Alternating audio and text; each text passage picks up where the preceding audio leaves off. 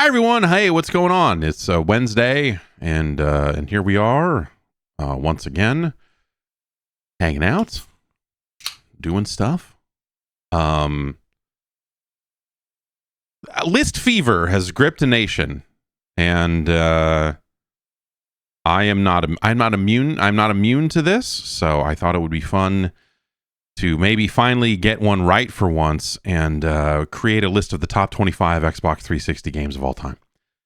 This is something that IGN did, and then various people have tried to correct the list, including one Dan Reichert, and I looked at his list. His list is better than the other lists I've seen, but also no. I'll read the IGN list. We'll read Dan's list, and then I'll figure out how to get into it. What's going to be the best way to actually do this here? I guess actually it probably is gonna just be a Google sheet or something, huh? I don't really want to do it that way, but that'll be easy to capture and what have you. So all right, let's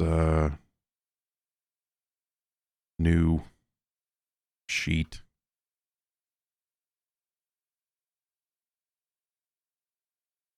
Okay.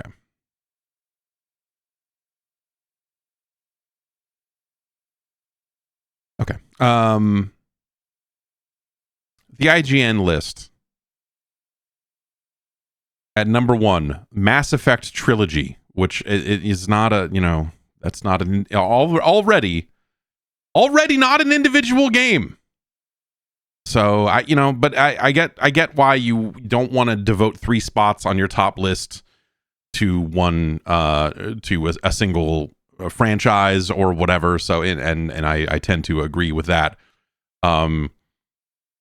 I would also say that, like, yeah, okay, it's a continuing story or whatever, but you put Mass Effect 2 on there. You do not need to honor 1 or 3 because they do not belong there. Grand Theft Auto 5 at number 2, Halo 3, Portal 2, The Orange Box,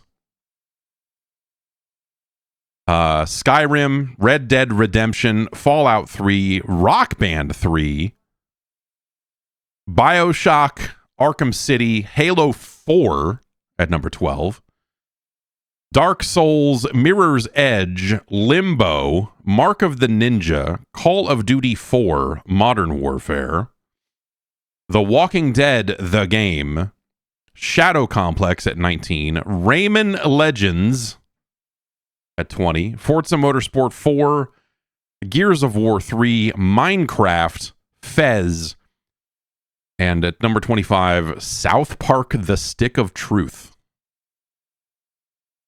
Okay.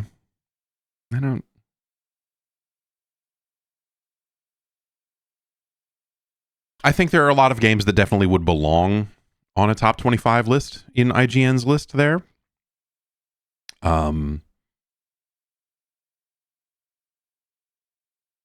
South Park is fine.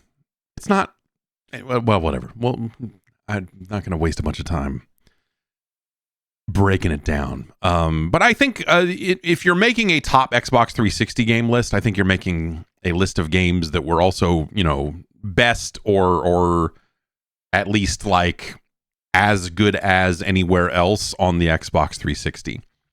And so I would think, and you will see this when I make my list and it is not on it, I would not put the Orange Box on this list. I would not put Portal 2 on this list. I would not put the 360 version of Minecraft. Well, the console versions of 360 have come along, or of Minecraft have come a long way. But Minecraft on Xbox 360 is not it, as they say. Dan Reichert, who you may know as a grocery store magnate turned wrestling podcaster, and whatever else he's got going on. Is number 1 Red Dead Redemption,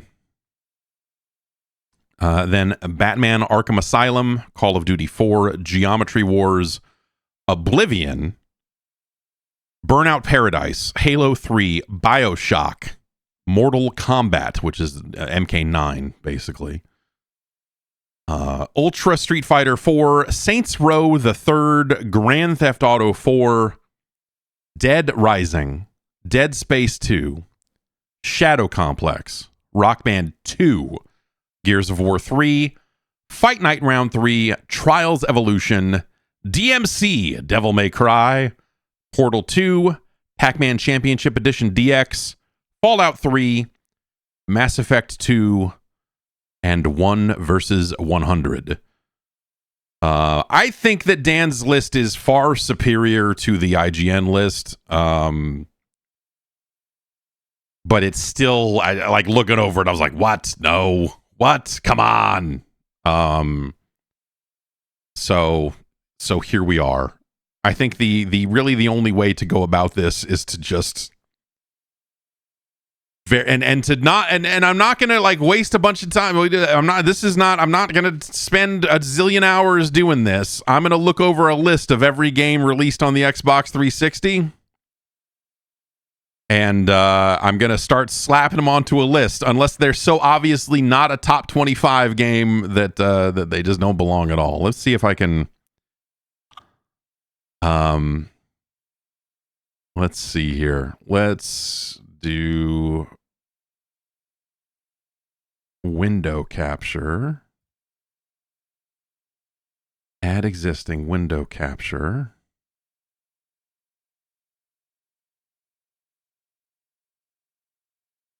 And we need this. And we don't need much of it here. We really just probably need about that much. How's that? Does that look proper? Does that look proper readable for you at home? All right. Kind of tiny. Okay. Well, maybe I can do that. And then we can scroll a little bit as needed.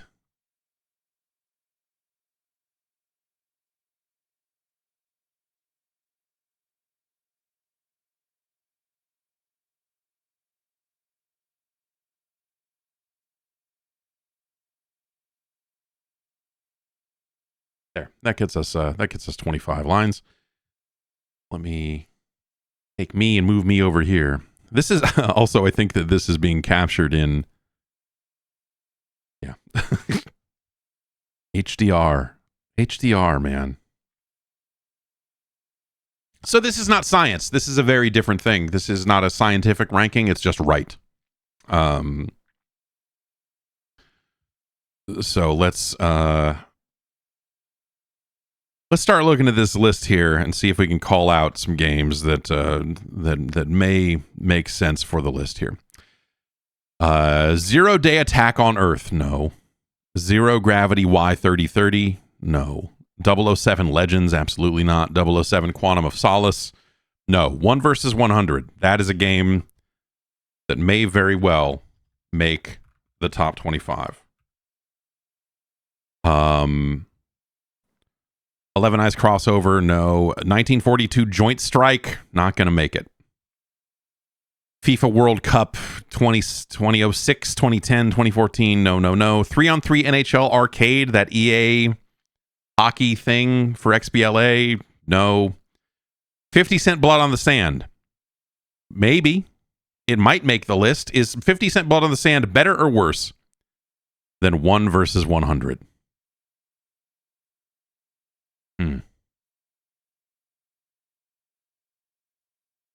It's worse. It's worse. So we'll put it here. And move on. Harry's Extinction Agenda EX? No. Absolute Blazing Infinity. It was not released in the US. Very few Japan-only Xbox 360 games. I ended up... I bought a Japanese 360 and I played like the Zoids games that came out only in Japan, and the convenience store simulator and a few other things that were not good. They were, it was a bad purchase, but it did let me get more achievement points, and that's nice. The AC/DC Rock Band track pack, no. Ace Combat 6 or Ace Combat Assault Horizon, like realistically, I don't think that those are going to make the top 25. Ace Combat, those are not going to hang. I could write that down, but we'd be wasting our time. I want to like the Ace Combat games ultimately, but there's just a. I feel like as that franchise went on, I don't know. It's just flimsy. I don't know. Like you either you want to experience the strange real, you want the story to be crazier than it even is, and it's not. And like the Ace Combat stuff is. It used to mean something. Ace Combat used to be right there with Namco's greatest other stuff, and then it feels like they don't care about it, and I don't know that I do either. Aegis Wing, that's a fun one. It was made by students, if I remember right, but no, that's not a great shooter. Age of Booty.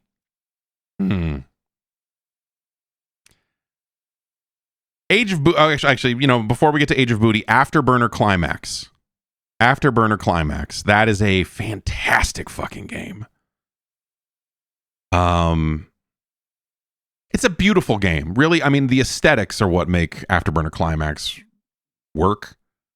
Like gameplay wise, it's a little kind of it's a little whatever. But it's still a beautiful game. Let's get it on the list at least. Ultimately, I don't think it is as good as 50 Cent Blood on the Sand, but we'll put Afterburner Climax on here for now. Age of Booty, I would say, is better than Afterburner Climax, but it's no 50 Cent Blood on the Sand. Age of Booty was one of those surprising games that I was not expecting to be as cool as it was. It was that is a fun multiplayer game. Air Mech Arena was kind of a fun multiplayer game, but that was around for like a day and a half or something. Alan Wake, no. Alan Wake's American Nightmare, no. Alarm for Cobra 11 Crash Time. Hearing about the game Crash Time and the other games in that series made me go down a rabbit hole where I was like, we need to get all the episodes of Cobra 11 or whatever. It's like a German cop show. And it seems fucking terrible.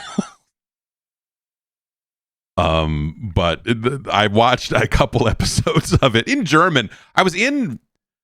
It was on TV when I was in Rome. I was in Rome for a Capcom thing.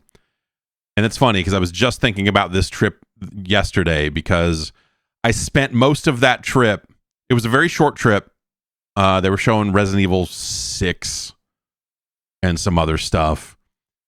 And, I went out for like me and a couple of the other people who were there. We went out and found some food. But there wasn't really a lot of time for sightseeing. It was like the first time I had ever been to Rome, first time I'd ever been to Italy, and all this other stuff.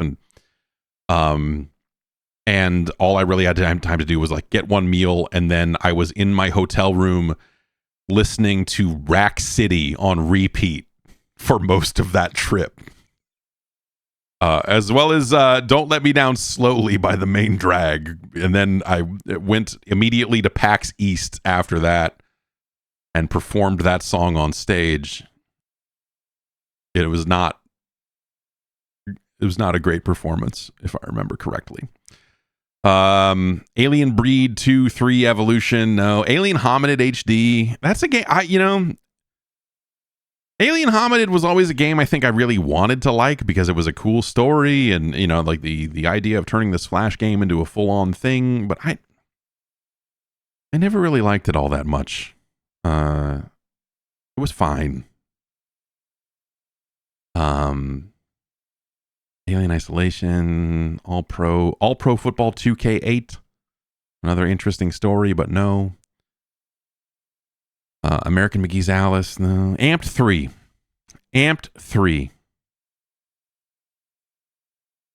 I love Amped 3. I don't know that I would say that Amped 3 is one of the top 25 games of all time, but it's the cutscenes in that game are fantastic, and it is one of the few snowboarding games that I would say that I like.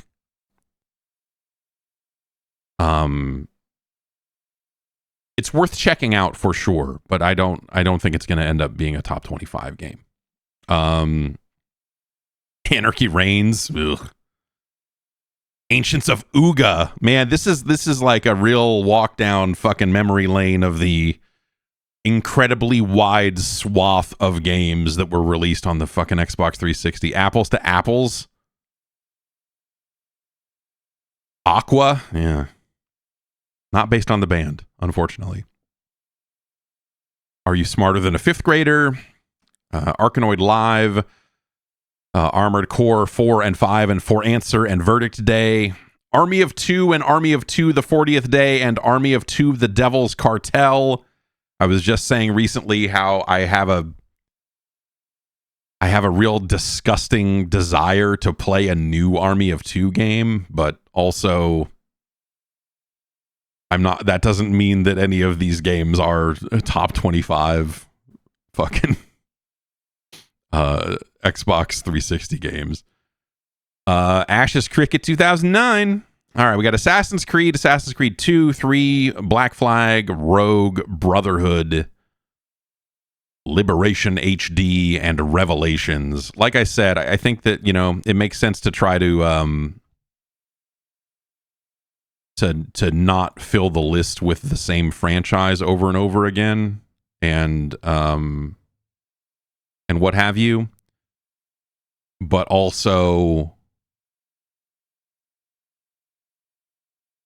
I wonder if these would kind of make if these deserve to make the same list here.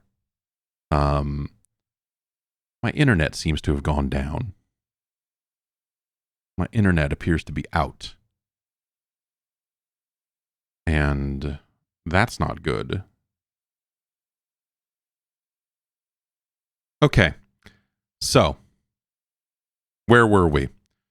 My network completely cut out. I rebooted the router and that brought it back. So it's always a weird one when that is the thing that does it, because you're like, well, why did that cause it? Anyway, we had Afterburner Climax on this list, and then suddenly the list had a hole in it and the internet was down, and it was weird. I don't know. So let's see. What were we? We were looking at Assassin's Creed games. And I'll try to choose one because, again, like you don't want to necessarily, like, I don't want to waste a bunch of time ordering the Assassin's Creed games or whatever. But realistically, if we are putting an Assassin's Creed game on this list, it is either Assassin's Creed 2 or it is Brotherhood. And it is Brotherhood. Brotherhood is the actual right answer to this question. In fact, if you were ranking the entirety of the Assassin's Creed franchise, I would probably say you would have a hard time beating Assassin's Creed Brotherhood. In fact, we're moving all of these down. Is there an easy way to just... No? Is that not... That doesn't work that way? Why can't I just... Okay, we're going to do that and then do that. Is that... No? That doesn't work at all? All right. Insert one row above will work as well.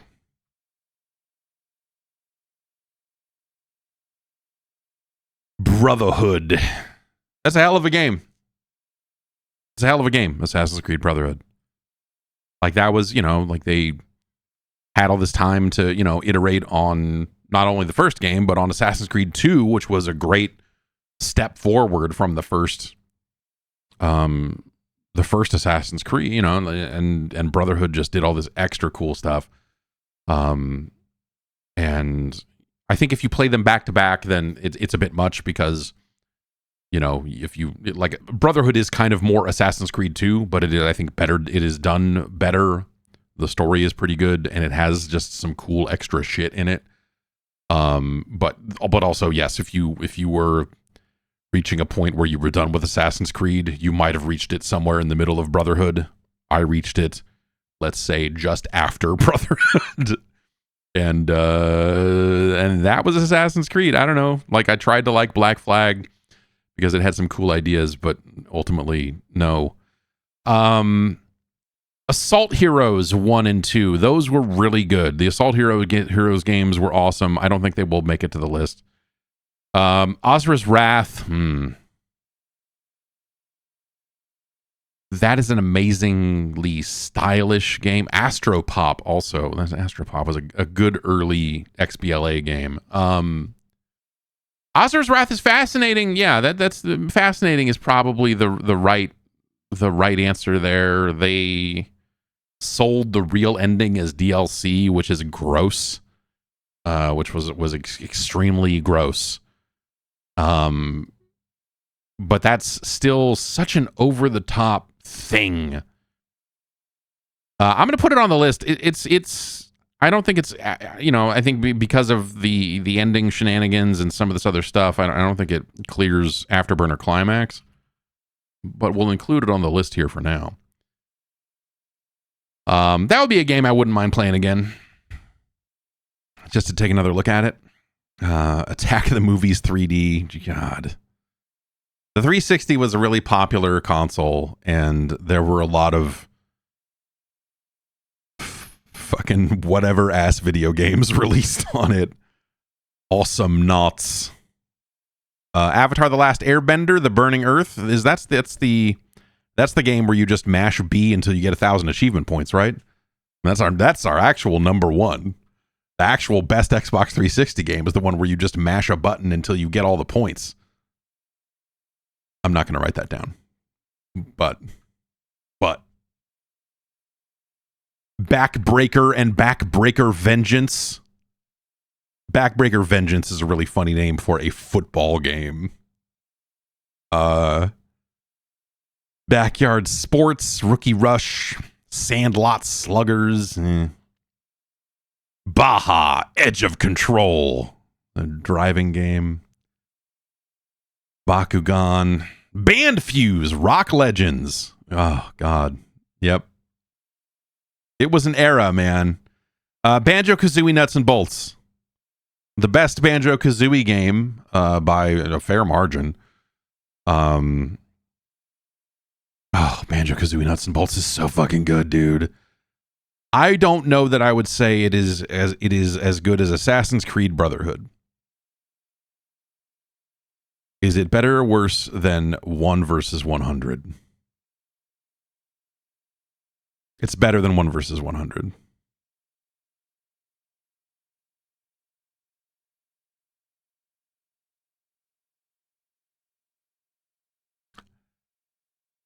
Nuts and Bolts is fantastic, man. It's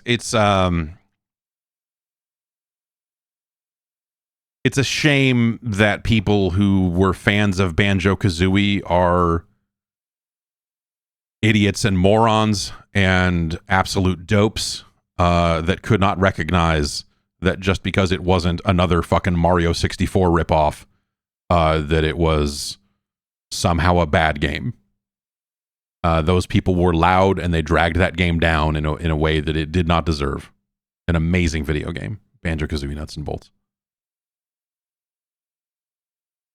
Barbie and her sister's puppy rescue? Bastion. Bastion is a fucking amazing video game. I think when you go and you look at all of the, work that Supergiant has done, I think Bastion kind of gets forgotten about.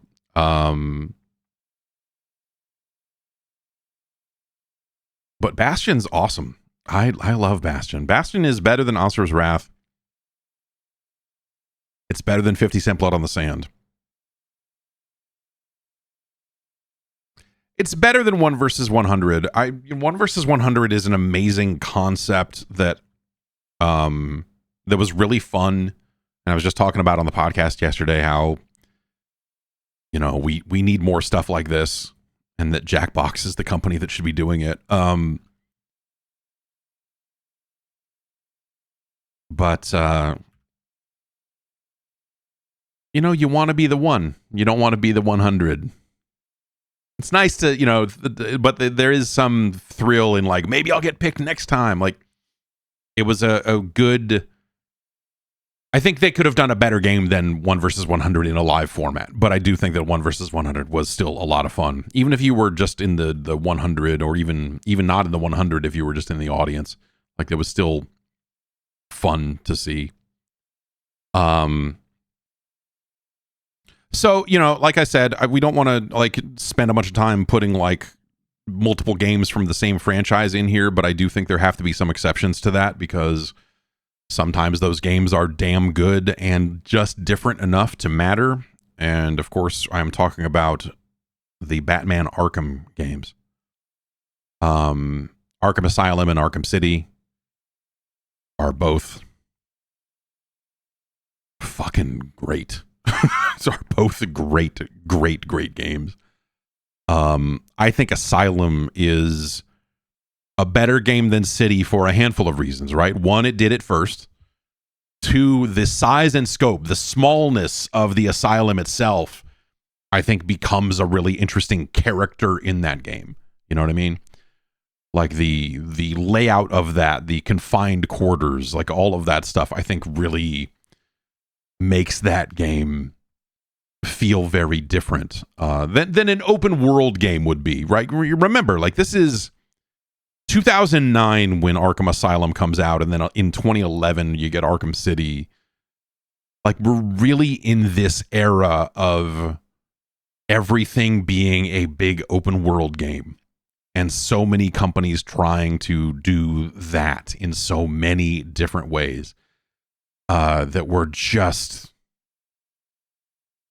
A lot of also ran like GTA cast a very long shadow over video games, you know? Like, it wasn't... It was I think you look back on it, you understand why. But even, like, you know, I think you take something like Assassin's Creed was something that, you know, I think went through a similar process of just like Assassin's Creed started out much smaller, and then they decided, like, what if we needed all this land mass, and what if we did this, and what if we did this, and you're like, that no, I don't need to walk around in empty terrain for 10 minutes before I get to stab a guy. Like, that's not making this game better. Batman Arkham Asylum is better than Assassin's Creed Brotherhood. But I also think City should be on this list somewhere. Batham. What am I doing?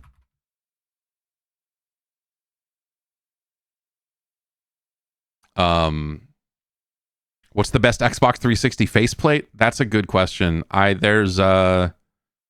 have one of the E3 faceplates, and that one's pretty nice. They did some staff-only faceplates that are pretty good. But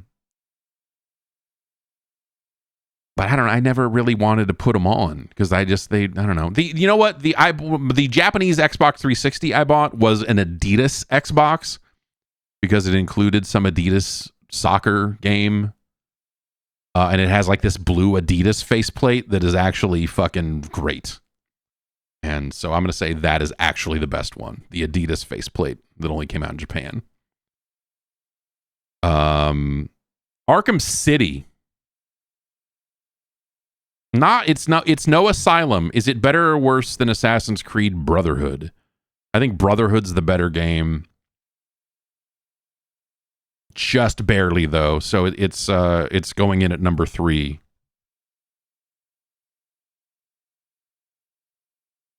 I think City is a really great way. Like they did a good job. I like, you know, it's tempting to say, man, what if they made another game that was as small as or as confined as Asylum? But they did that. They mastered that. That game's fucking fantastic. They invented a whole new method for one versus many combat that every developer stole for years and years and years and years and years. And they still do. Literally playing a game, you know, not right now, not right this minute, but I am literally in the middle of a game that you can look at and go like, yep, there's Batman in there. Remember they made that Captain America game? Remember Sega put out that Captain America game? And it was just the Batman combat. And you're like, oh, God. I think we made one Matt Kessler play that game.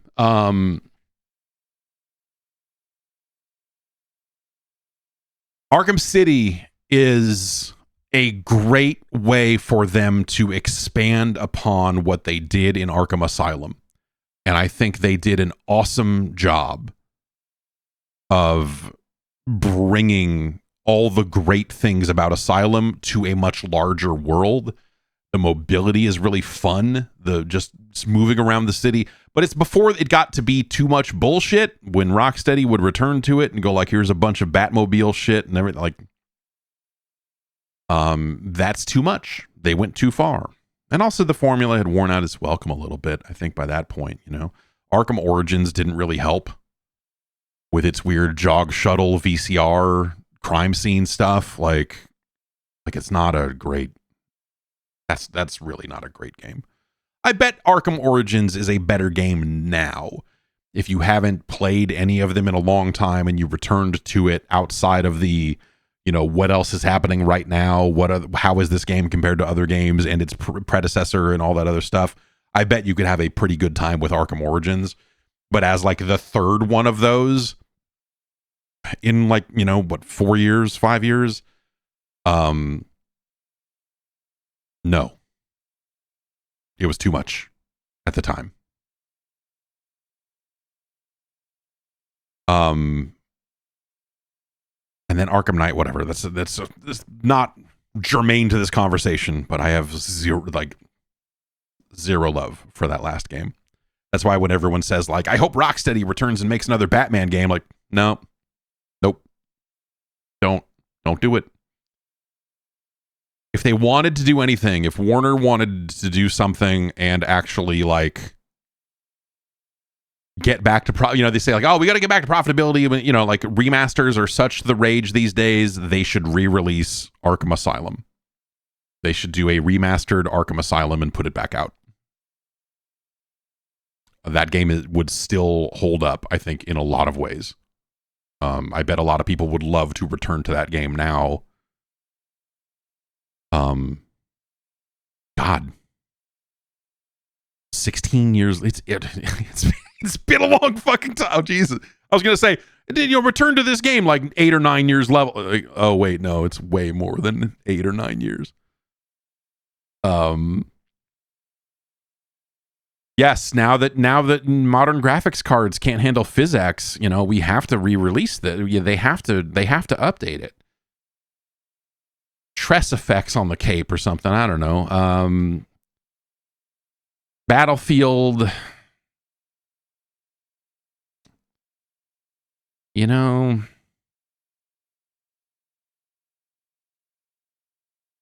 I would not put 1943 on this list. Battlefield 2 Modern Combat was a cross-gen game, and the 360 version was way better than the original Xbox game was, but it was all right. Battlefield 3 was cool. So that was... I'm trying to remember here, because like Battlefield 4...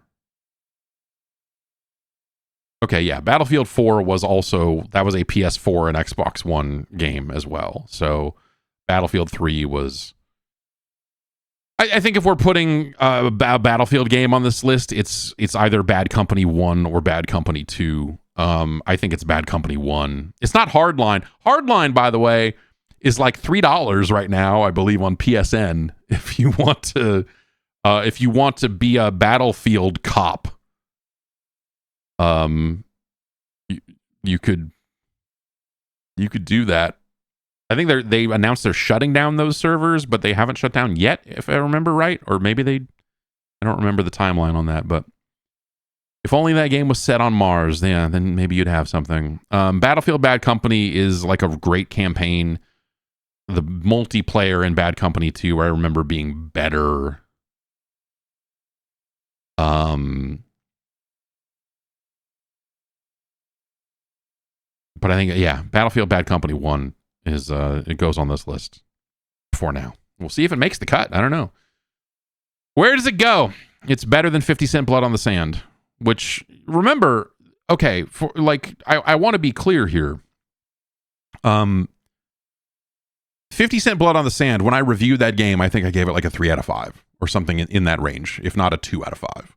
Like, it's a super fucking derivative Gears of War clone. Like, mechanically, it is shitty.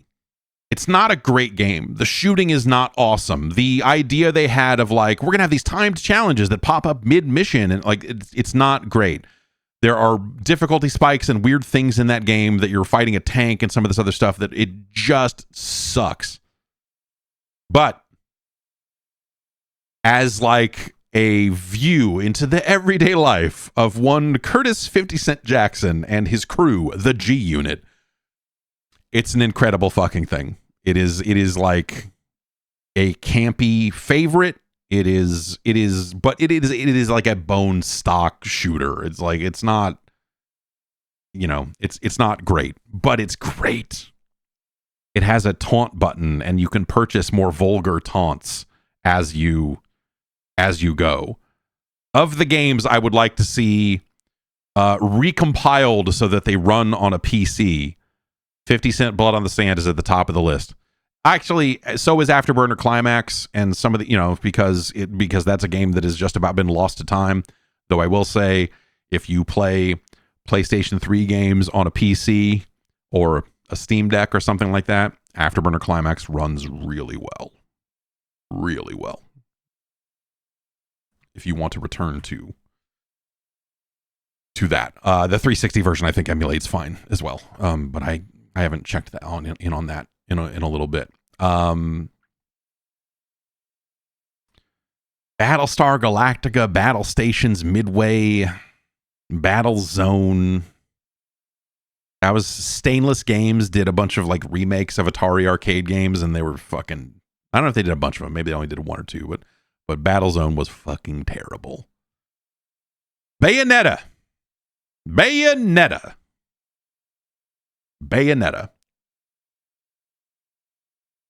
If you want to follow along, I am looking at the Wikipedia list of Xbox 360 games and just scrolling down the list.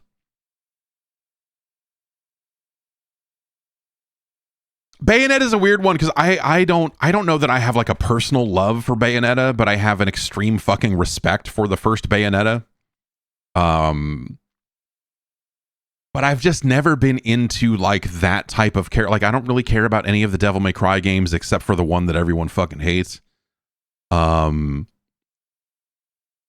And like this style of game is just never, man, I remember when Devil May Cry 1 came out and people were losing their fucking mind over it. And I was like, this sucks. This game looks like garbage. What are you like? Okay, yes, you can hit the buttons a bunch and combo people. Like, I get it, but like, Jesus Christ. Yuck. I just, yeah, never liked it. But Bayonetta, I think, is, you know, they had found ways to kind of further build out that style of game. And the Bayonetta character is so great. So great. And the storyline and all of that other stuff. But I'm trying to think, you know, is it Bayonetta or is it like Bayonetta 2? It's Bayonetta. Bayonetta 2 is not an Xbox 360 game, so it's kind of irrelevant here. But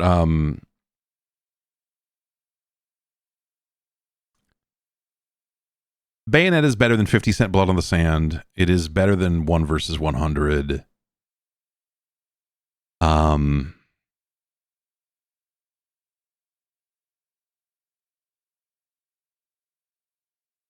It's no Bastion.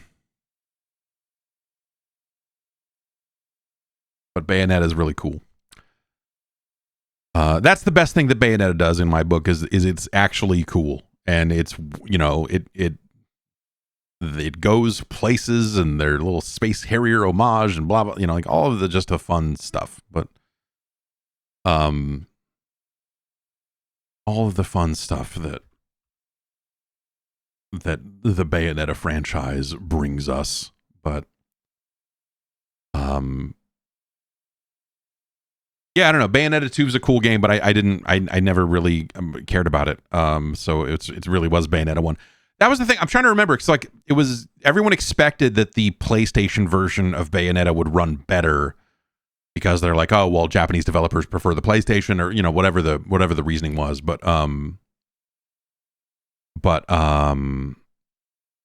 ultimately that version ran like garbage, right? Yeah. So people ended up preferring Xbox 360. Oh, right. Battlefield never made it to the list. I don't know how that happened. Bad Company is it's better than Nuts and Bolts. It's no Arkham City.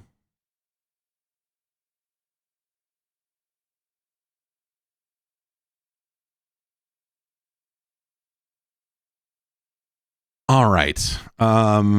Beaten Groovy. No. The Beatles Rock Band. I think the Beatles Rock Band is like a really amazing thing.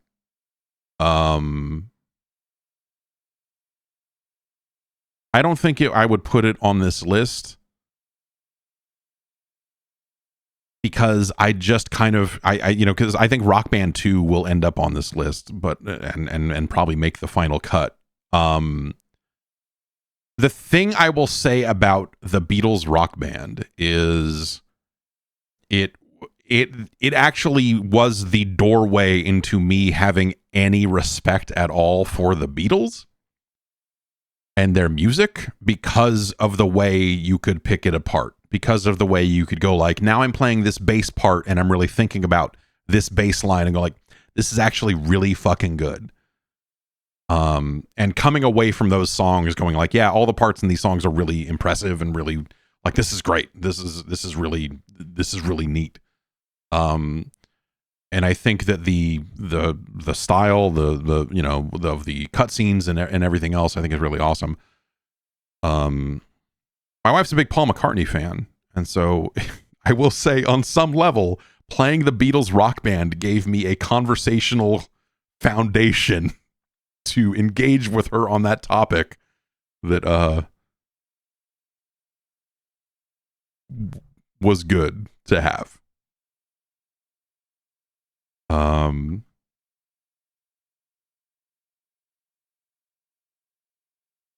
I think I like Paul McCartney's solo stuff better. George Harrison's solo stuff certainly. My wife doesn't like Temporary Secretary. I don't. It's hard. It's hard sometimes. Big Bumpin', one of the Burger King games. That's not going to make the list. Maybe one of the Burger King games will, at least for a bit. Bionic Commando. Sorry, Binary Domain is before that. I think Binary Domain, you know, again, I think if we talk about it in a real way, there are people who very much love Binary Domain.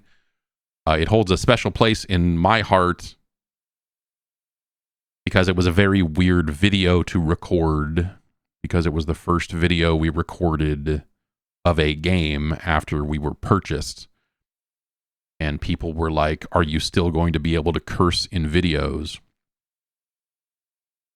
And so we had to go out of our way to curse in the Binary Domain video, but not too much, because you just kind of want to send that message of like, dude, the stuff that's changing will take ultimately the stuff that's changing will take a little while to manifest. And don't get me wrong, it will eventually destroy this thing, but not today. Binary Domain is good. It's no 50 Cent Blood on the Sand, but I view it in a very similar context of just like, here's this like pretty decent cover shooter. like fairly, average kind of thing. It's got its cool moments and fun characters and silly stuff going on that I think really helps it along. But I would ultimately, it's better than Asura's Wrath, but it's no Afterburner Climax. Bionic Commando. I love Bionic Commando.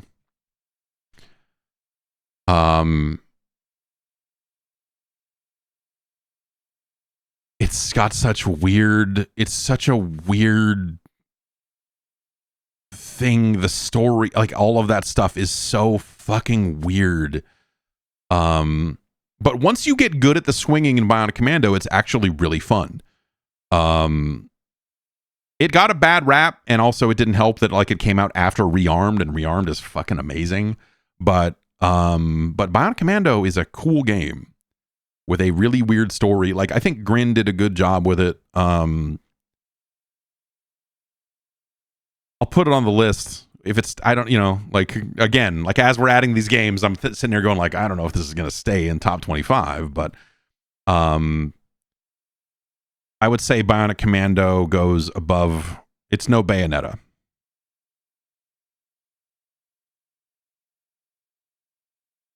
Now, Bionic Commando Rearmed is better than Bionic Commando. It is better than Bayonetta. I would take it over Bastion. I would take it over Banjo.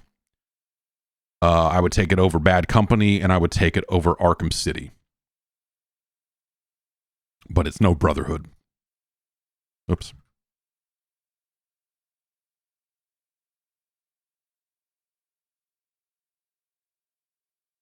It's a shame about Bionic Commando Rearmed 2.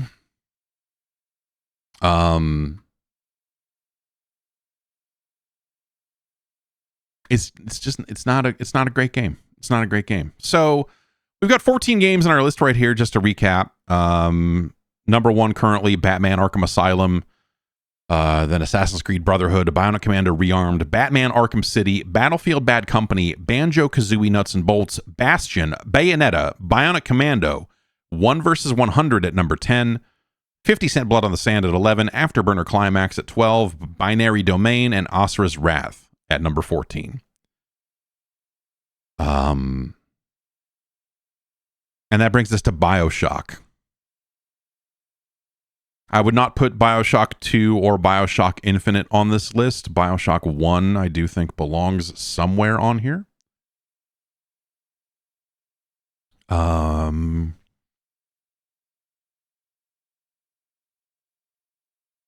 Though, when I think about Bioshock 1, I think about the dumb shit that happened around reviewing that game. I've told the story before. I don't know that I'll get into it, but the downside, the weird side of reviewing a game when everyone else reviewed a game at a review event and did not review something that was fully representative of the final product. And you did. And fans of video games being fucking shitty people and going, none of the other reviews mentioned this problem you have. And all you can really say is like, well, I don't know. Like, they're fucking bad at their job. Like, whatever. I did due diligence. I did this for you, you fucks. But hey, Bioshock is a cool game. My problem with Bioshock 1, and really I think that style of game, Bioshock 2, has similar issues, is there's a lot of weapon combos and a lot of things happening inside of Bioshock that you can do optionally. You can choose your loadout and you can spend your upgrade points how you spend them and whatever. But it's one of those games where if you put all your points into the fucking wrench, the default starting weapon, it becomes so fucking powerful that you're like, why would I waste my time with bee traps and all this other stupid shit when I can just directly murder these motherfuckers? And so they don't do a good enough job at making those options feel as viable as the stock thing. And sometimes that's like a fun thing that games do. Like RPGs will set up a thing where it's like, hey, we have some skills here that help you out if you're fighting unarmed. Like if you want to be like a monk, you know, you can spend some points on these skills. And no one ever does it because they're like, why would I do that? And it does suck for when you first kind of start down that road. But by the time you level it up, it's fucking unbeatable. Sometimes that's really fun because you feel like you uncovered a secret thing. And sometimes it's not fun because you're using the exact same attack that you used at the opening of the game all the way through it because nothing else is as effective. And that is the problem with Bioshock. Ultimately, it's better than Bionic Commando. It's better than Bayonetta. And that's where I'll put it.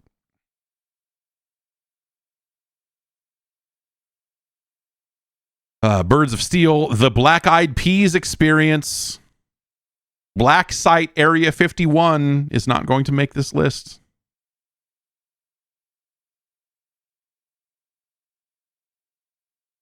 Blaze Blue is not going to make this list. Blazing Angels Squadron of World War II will not make this list. Blitz the League 1 and 2 will not make this list.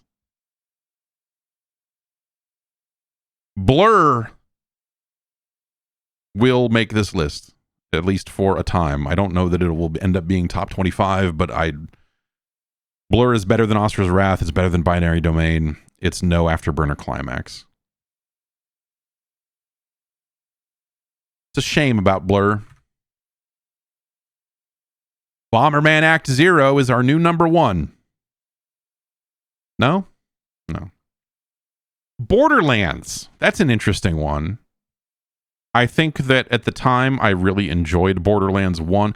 My feeling on Borderlands 1 is that it was like a couple of ticks away from being really good. Well, no, it is really good. Borderlands 1 is really good. But it needed a little bit more going on at the end game or whatever. Like they had a new game plus in there that was not fantastic, and the stuff that they eventually tried to address with like badass ranks and some of the other stuff they did in the later games. But then you go fight like the raid boss, like the final boss. Like there were bosses in that game that you just stood still and pulled the trigger. The boss fights in Borderlands 1 were terrible. And that was the thing that kind of held it back. I appreciate what Borderlands did. I don't think it makes the list, though. Borderlands 2, I think, corrects some of the things about Borderlands 1, but also is where you start to see some of the horseshit sense of humor injected into it, and it's just worse. It's just worse. So I don't think either of them end up making the final list. Braid.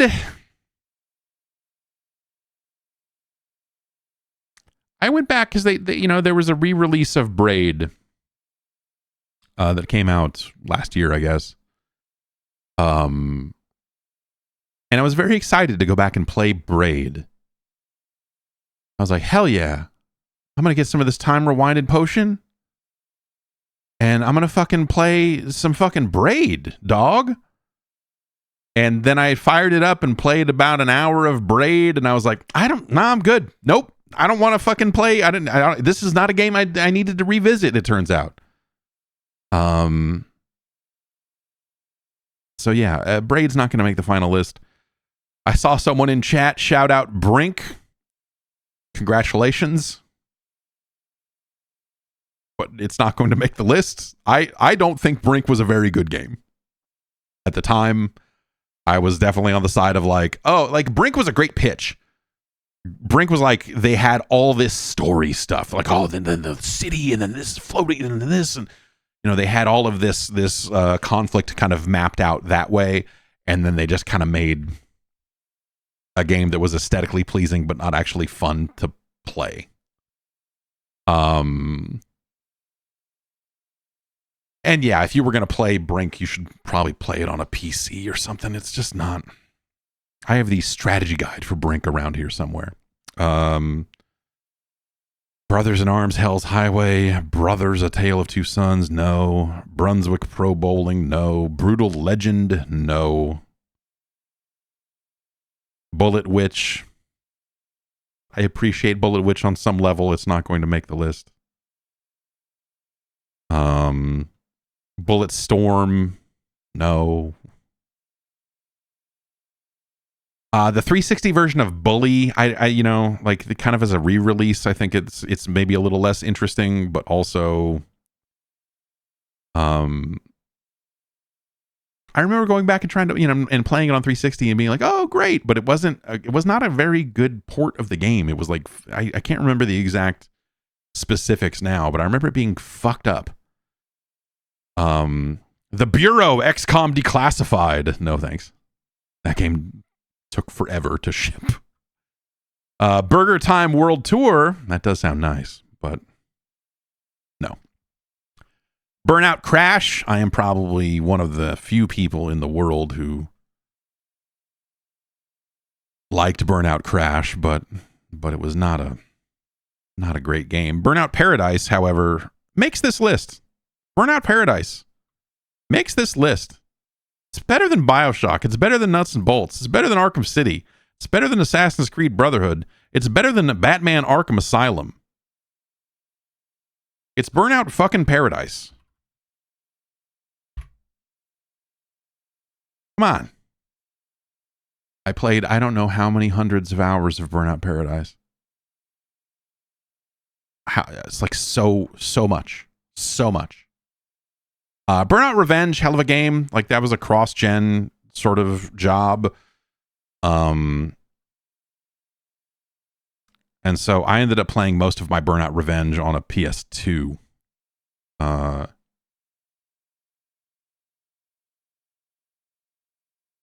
But that 360 version was good as well. I don't think any of these Cabela's... Wow, there are a lot of Cabela's games. I don't think any of them are going to make it.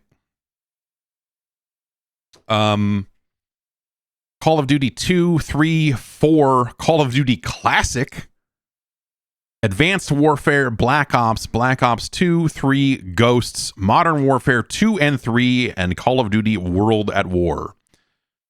I do think it's probably worth calling out 2 games in this franchise. You could argue 3, but no, I think it's Call of Duty 4 and I think it's Black Ops 1. You could maybe make the case Black Ops 2 is a really fucking cool game. But yeah, it's 4 and it's Black Ops 1. Modern Warfare 2 is a great game. Like, don't get me wrong, but 4 is where all this shit really started. We are still feeling the effects of the release of Call of Duty 4 Modern Warfare. It's scary in a way. It's better than Bionic Commando. It's better than Nuts and Bolts. It's better than Battlefield. It's better than Bionic Commando Rearmed. It's better than Brotherhood. I would take Modern Warfare over Arkham Asylum. It really is just a matter of, is it better or worse than Burnout Paradise? I love Burnout Paradise. And I think the only game on 360 that I played more of than Burnout Paradise was Call of Duty 4.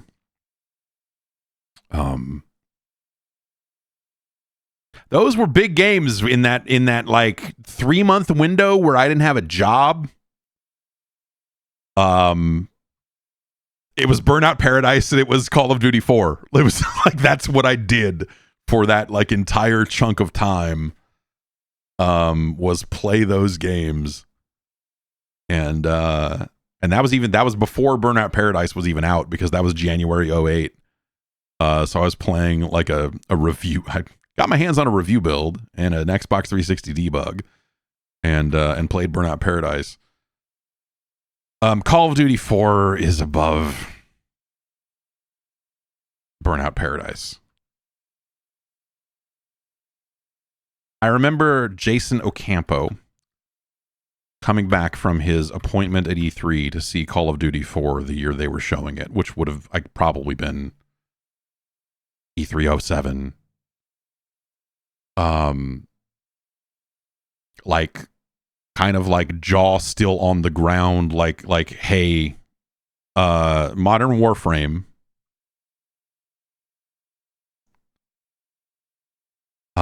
Sorry, Modern Warfare number 1. And he came back like hushed tone style, like, you need to go see this.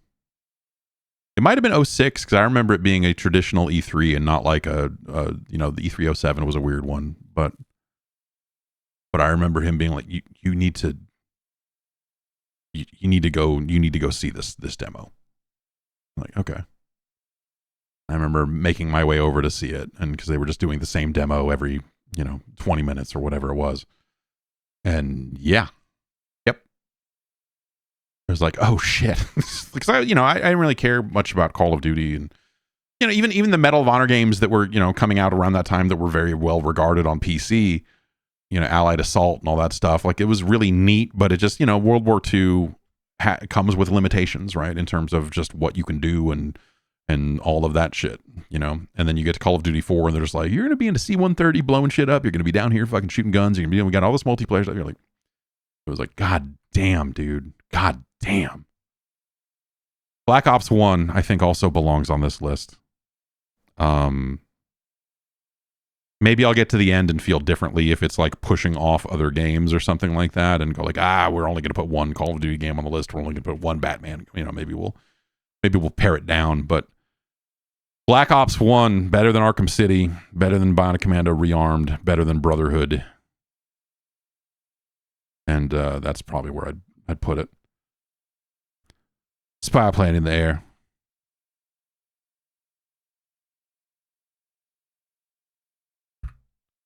So that's at number 4.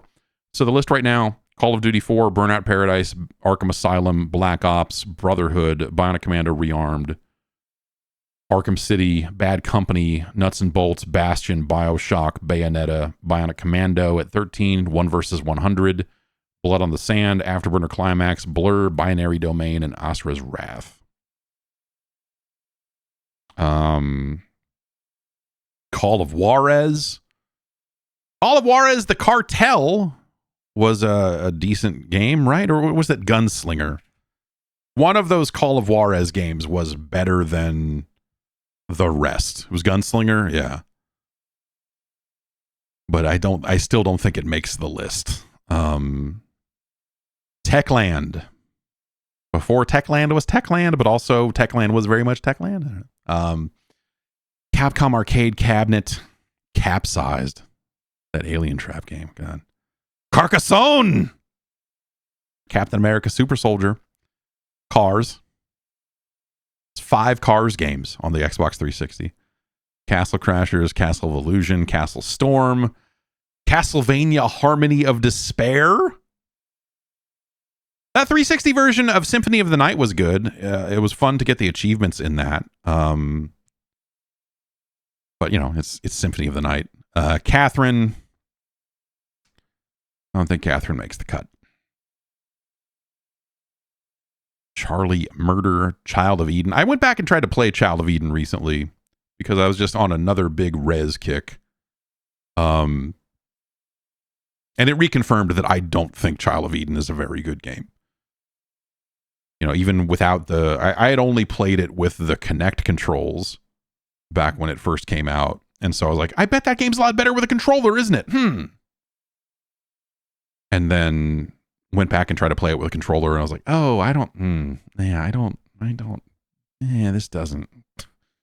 this is not what I'm looking for. Chime from your friends at Zoe Mode. Chime was good. Chrome Hounds. Chronicles of Riddick, Assault on Dark Athena. It's no Butcher Bay. I don't think it's going to make the list. The Club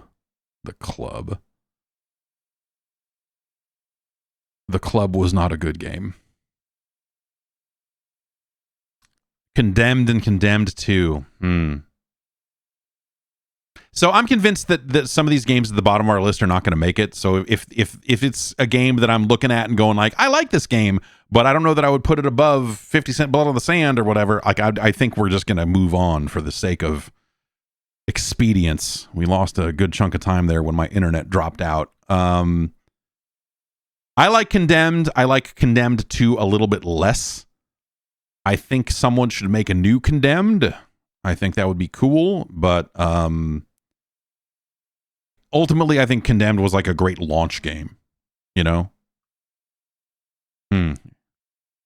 Crackdown 2. I would Crackdown.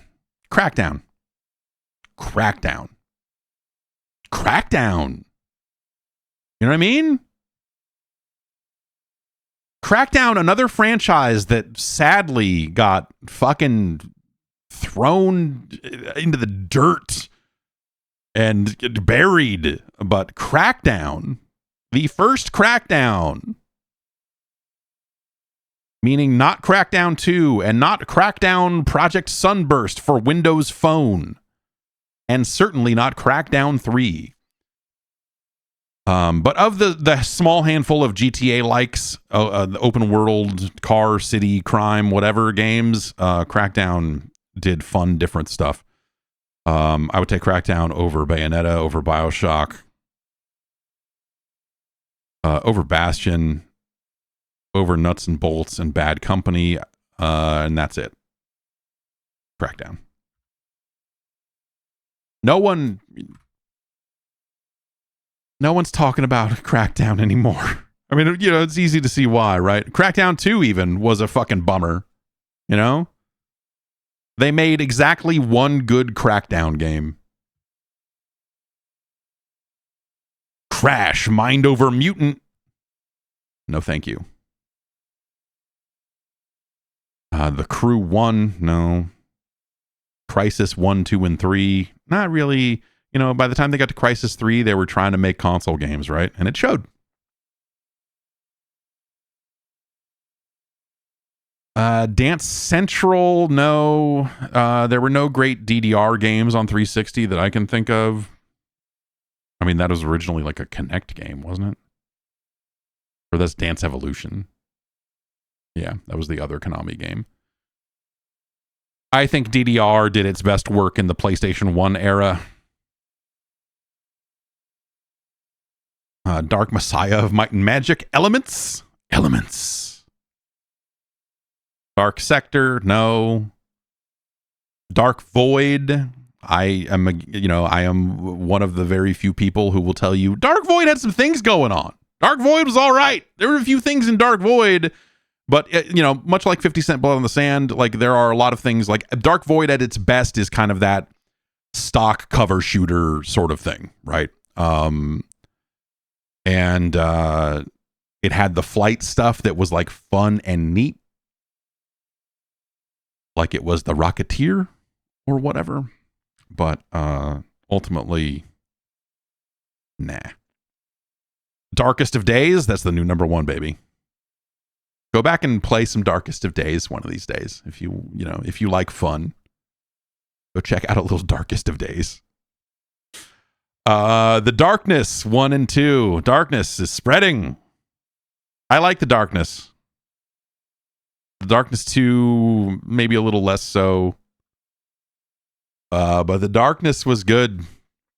Is the Darkness going to make this list? Let's at least do the math here. It's better than Blood on the Sand. Darkness 1, it's better than Bionic Commando. And I would put it personally above Bayonetta. And since this is my personal list, that's what we'll do. Darksiders. Darksiders. I like Darksiders 1.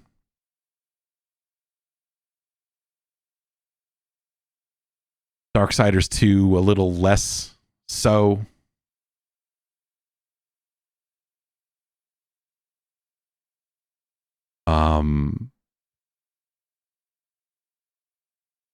Darksiders 1 and 2 are pretty different games. Darksiders 1 is the one that is like a pretty good Zelda game. At a time when, you know, there were not a ton of those.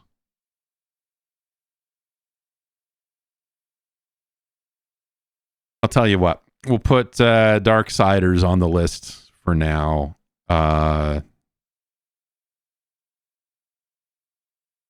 It's better than 50 Cent Blood on the Sand.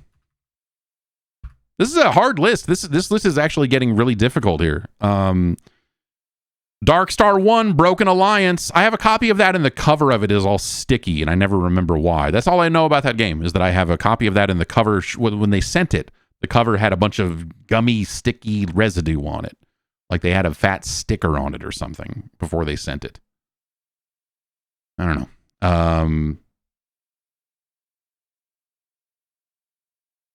Da Blob 2.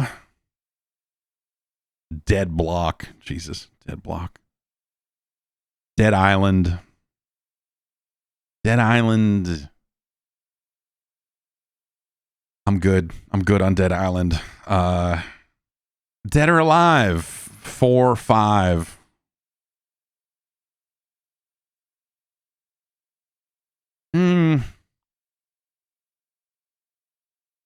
Five is good. But I don't think any of these games are top 25.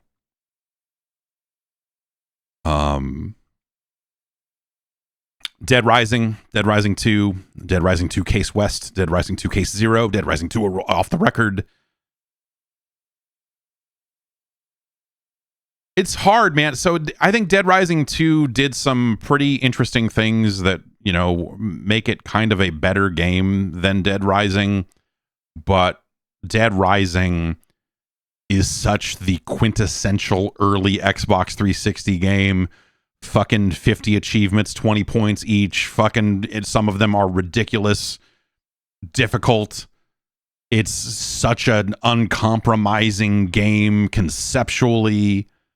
Frank West, in his original and best form, he covered wars. He's not the other guy. What the guy named Bruce? No, Chuck. Chuck? What's his name? Chuck.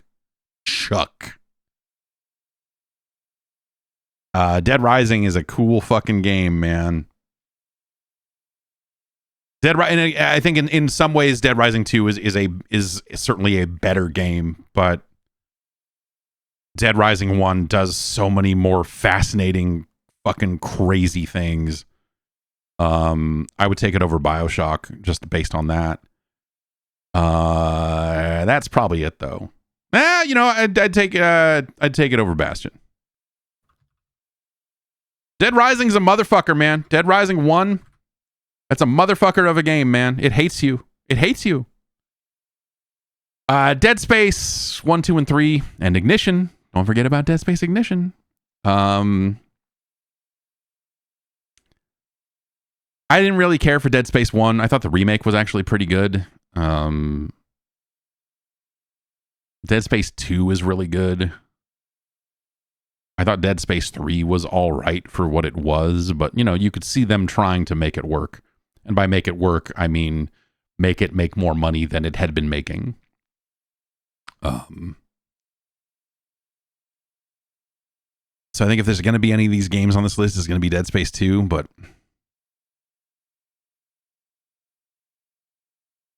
I would take Darksiders over Dead Space. I just don't think it's going to make top 25. So in the interest of moving on, let's move on. Deadliest Warrior, the game. Yeah, now we're talking. Deadly Premonition.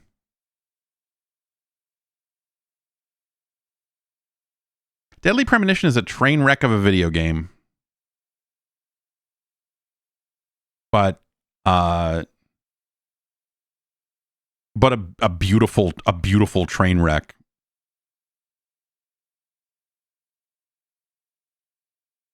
I'll take it over The Darkness.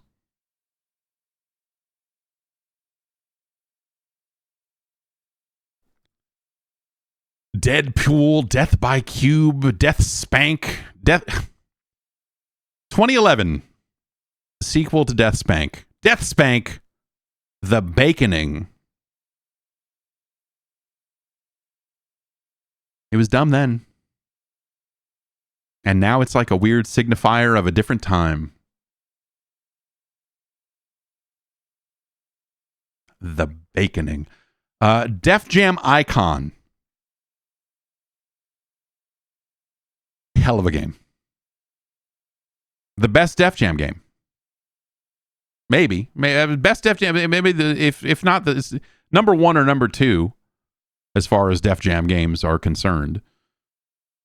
If you don't remember, Def Jam Icon was a kind of fighting game with rappers in it, and they made the entire stage bounce and pulsate in time to the music, and it would play the track of whoever, and you had a move in that game where you would do turntable shit with your hands and drop your song instead of theirs, and while your song was playing, you had a benefit, a bonus.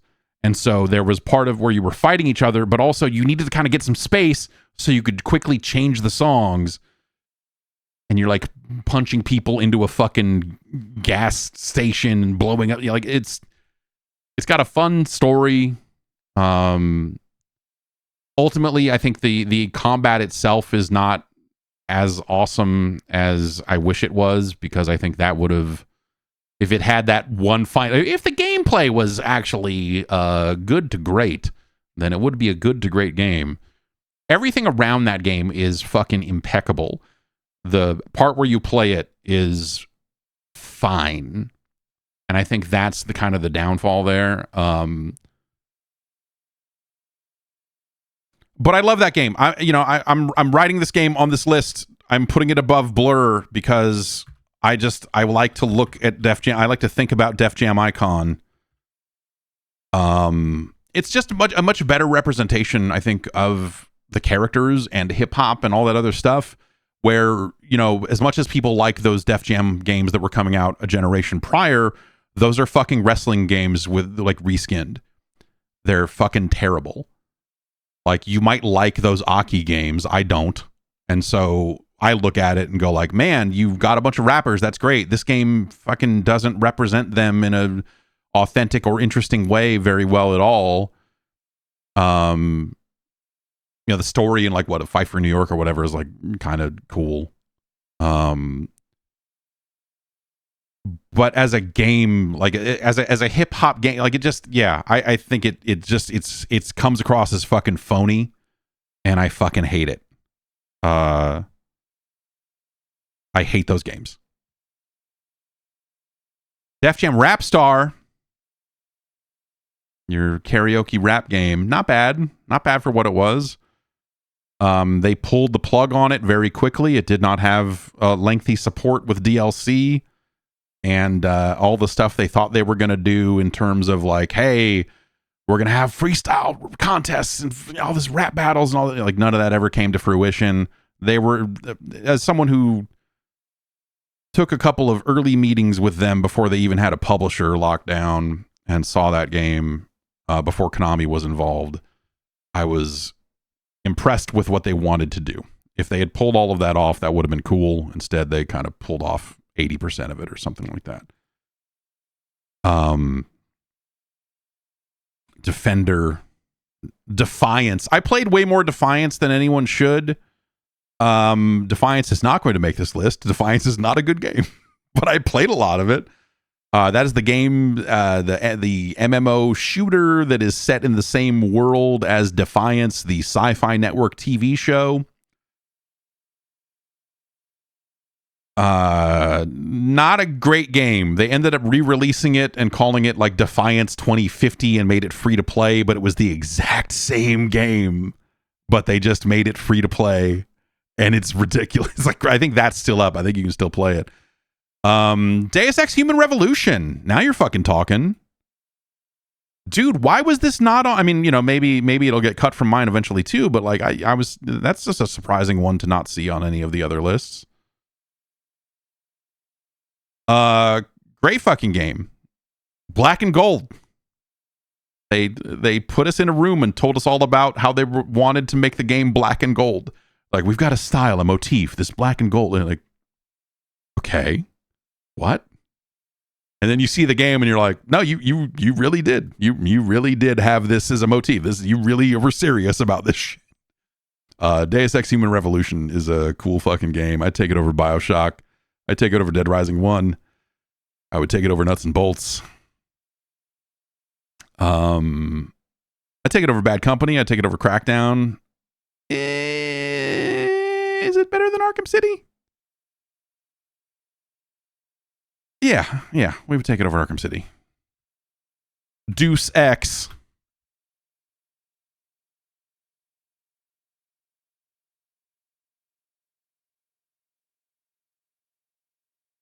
Diablo 3, nah. Dig Dug. No, not a, you know, I love Dig Dug, I love Puka. Dig Dug would be a better game. Dig Dug would probably make this list if it had like something else you could do while you're digging around in the dirt. Like if you could pick up cherries or something cool, then maybe that would be a good game. Speaking of dirt, we got Dirt 1, 2, and 3. No. Discs of Tron. I love that they released this on XBLA, but no. Dishonored. No. Disney Infinity. No. They did some damn fine work on those Disney Infinity games. DJ Hero. DJ Hero 1 and 2.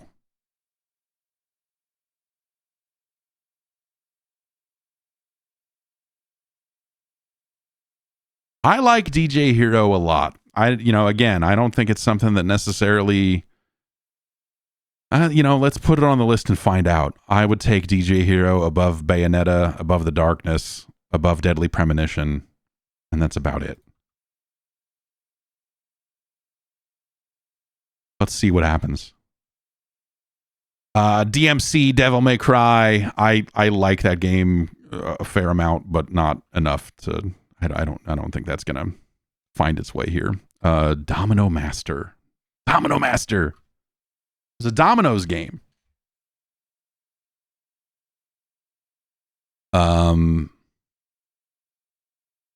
Yeah, people in chat are like, I can't believe you're not putting Dishonored. I don't like Dishonored. I've never liked Dishonored.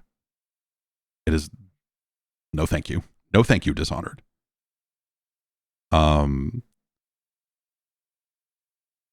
Double Dragon 2, Wander of the Dragons, Double Dragon Neon. There's a lot of fucking bad shit. Double Fine Happy Action Theater is a really awesome thing, but it's not gonna make the cut. Dragon Age. Does anything on the Dragon Age? Do any Dragon Age games make the cut? I don't know that I would put. I don't think they make the cut on my list. If this were my wife's list, all three of these games would probably be on here. But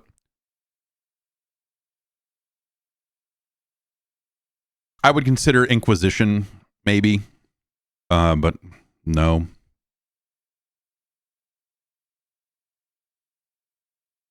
Dragon's Dogma, it's funny. I did not like Dragon's Dogma until I played it a couple of years ago.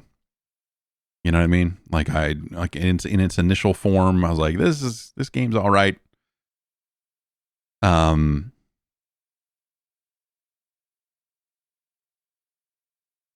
probably put it above Darksiders.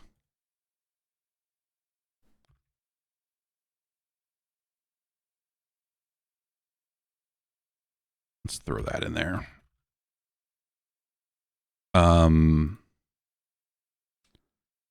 Driver San Francisco. A game way better than it has any right to be, with some interesting multiplayer action. That's a tough one. That's a fucking tough one. It's the only good driver game. All of the other driver games are miserable dog shit. Like diarrhea in a jar level of bad.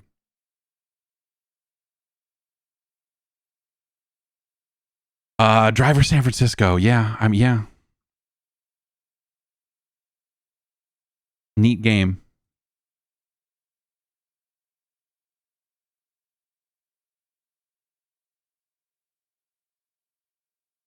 Duck Dynasty. Ooh, Duck Dynasty.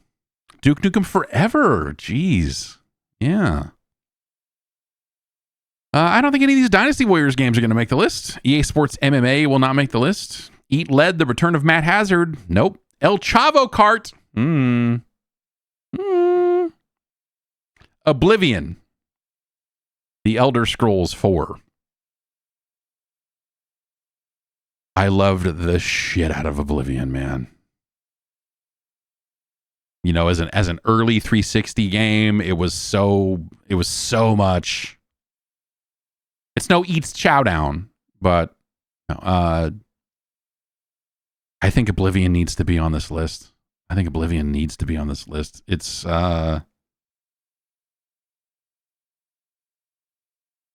I got to weigh it out a little bit, you know? Like there's kind of at the time it was released, amazing. Would I say it's better than Arkham City now, all these years later? Probably not. But it's better than Crackdown.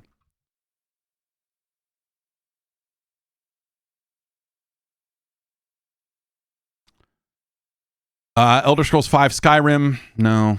El Shaddai, no. Enemy Territory Quake Wars, not a game for this list. Enslaved Odyssey to the West, man. Aragon. Exit 1 and 2. The Fear games, I would not, you know, as like console games, I don't like I have a respect for Fear, but not in this form. Fable. Fable Heroes, Fable 2, Fable 2 pub games, and Fable 3, and Fable The Journey. I think Fable 2, if you're going to pick one, it's going to be Fable 2. Fable 3 was a little too similar to Fable 2. And unlike some other games in the Fable franchise, Fable 2 is not on rails.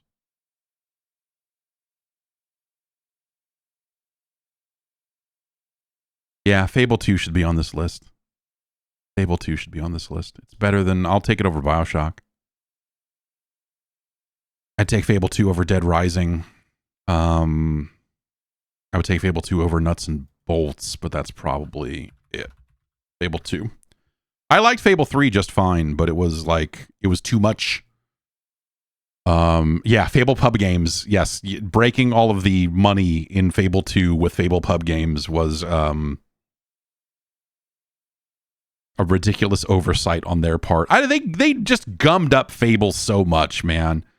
Like Fable 3 being a little too similar and Fable 3 being like the weird path thing that you were on the whole time. Like the stuff in Fable 3 felt like, hey, we got to get this game out fast.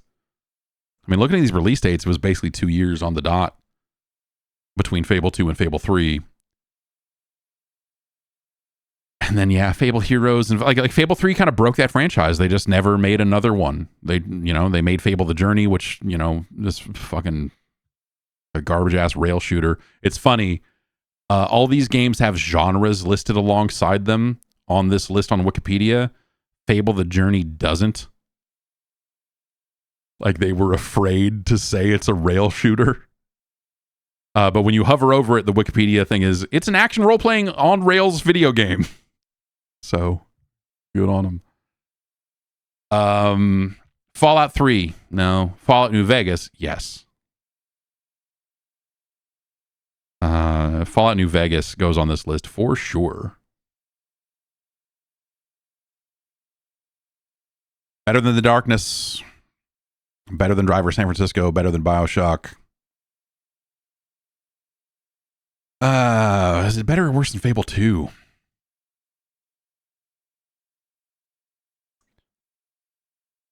Yeah, it's better than Bad Company. It's better than Crackdown. It's no Oblivion.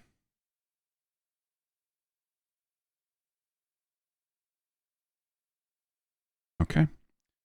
Family Feud 22. Oh, Family Guy back in the multiverse. Right. How could I have... We should have just started with that. Far Cry. 2, 3, Blood Dragon, 4. I would put Far Cry 3 on this list.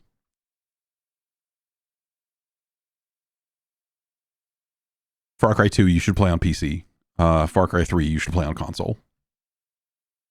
Blood Dragon was a really cool thing when it was first released, and I think everything about Blood Dragon is like insufferable now, like comedy wise. You know what I mean? Like there's just something about like everything about the aesthetic and everything that they did. It is not entirely dissimilar. It is way better than this, but it is like there's a bucket that has this and like the Death Spank the Baconing as a title, where you go like, okay, guys, all right. Far Cry 3, fantastic game. Fantastic. Better than Arkham City. Better than Deus Ex. Better than Brotherhood. Better than Black Ops. But that's probably where it stops.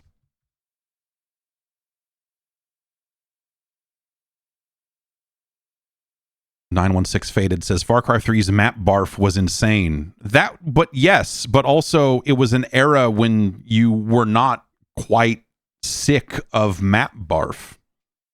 Makes it a little hard to go back to, but it's one of the games that made it so we're like, man, fuck these games. But at the time, fantastic. Like I fucking love that game. Far Cry Instinct's Predator, though, no thank you. Fast and Furious Showdown, Fatal Fury Special. A lot of Fez.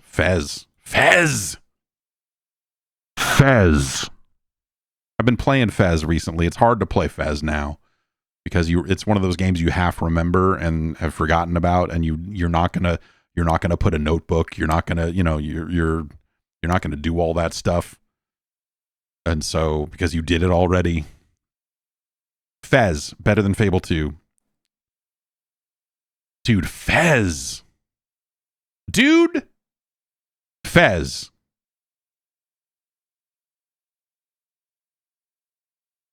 Fez is better than Brotherhood. It's better than Black Ops. It's better than Far Cry 3. It's not better than Arkham Asylum.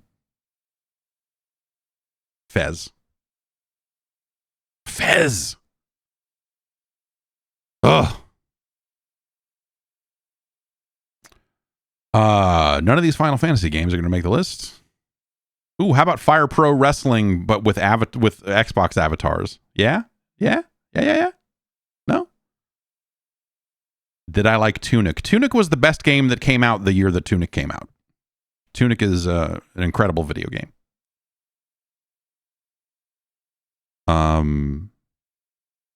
Or like number one, I forget how I ended up, but it's like if it's not number one, it's number two. I'm maybe forgetting a game that came out that year, but Tunic is. You should play if you haven't fucking played Tunic, dumbass. Go play Tunic. Stupid, you idiot. What are you doing? Not playing Tunic. Flock. No, thank you. Forza Horizon 1 and 2. As well as Forza Motorsport 2, 3, and 4. 4 is probably the best motorsport game on 360. I think that 3 is where they really nailed it, though. And so it's a situation where, like, yes, 4 is better, but also maybe not that much better than 3. And Forza Horizon, I don't think it fucking stands on this list, man.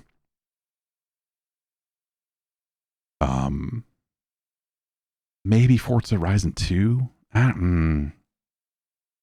Maybe it's just Forza Horizon 1, actually. Either way, I don't think either of them are going to make it. So let's just keep it moving. Fret Nice. Frogger 2. No thank you. From Dust, not a bad game. I don't think it makes it. Full Auto, I have all the achievements in Full Auto. I hate Full Auto. It's a bad game. Fusion Frenzy 2, no, nothing but disappointing. G.I. Joe, The Rise of Cobra, same deal. Nothing but disappointing. Galaga Legions is no Pac-Man Championship Edition. They did put Mark of the Wolves out on here. Gears of War 1, 2, 3, and Judgment. I think 3 is the clear best of those games.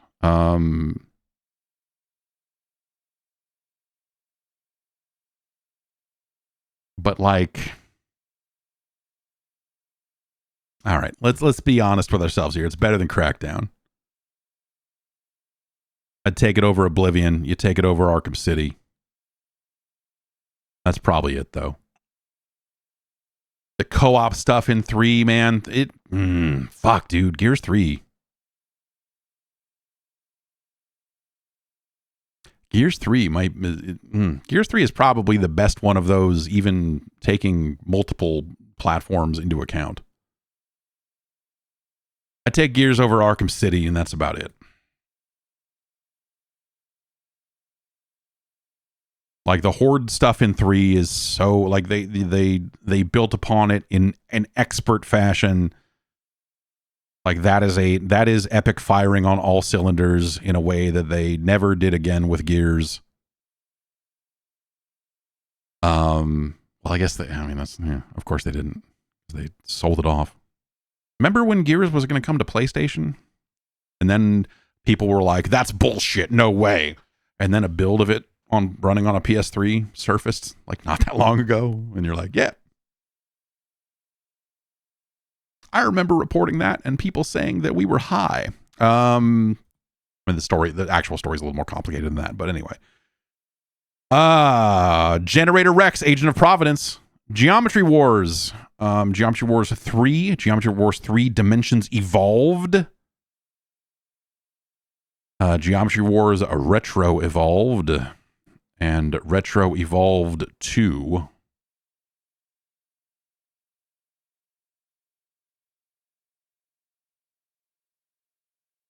Retro Evolved 2 was... Okay. Right. Retro Evolved 2 is a fucking great expansion upon Geometry Wars.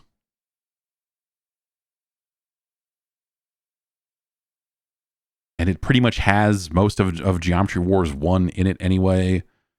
So you collect the little multipliers. You collect the score multiplier stuff.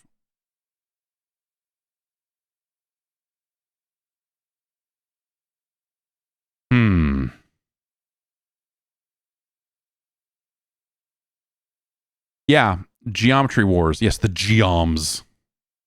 The Geoms. Geometry Wars 3 is a piece of shit. Geometry Wars 3 is like... It's like if someone ran up to you and said, do you want to see something cool? And then you said, yeah. And then they pulled out a Polaroid of a dog's ass and showed it to you and then ran away. That's Geometry Wars 3. But Geometry Wars 2 is a great game. But I think that first game is so fucking iconic, man. That first game is like on the level of Robotron and Smash TV. Like any other dual joystick game that has ever existed, like Geometry Wars Retro Evolved is right there with it. Geometry Wars Retro Evolved is better than Black Ops. It is better than Fez. It is better than Burnout Paradise.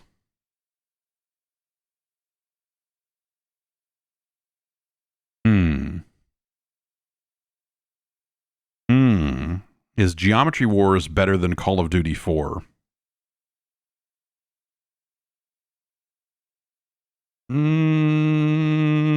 It's really close. It's really close. I think both games, you could say, are very indicative of the platform and of the...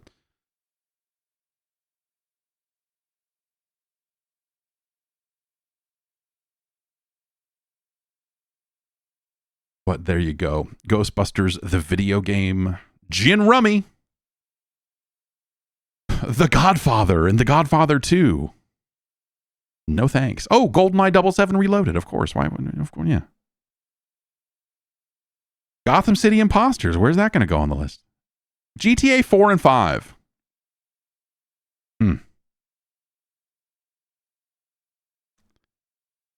I don't know, man. Like top 25?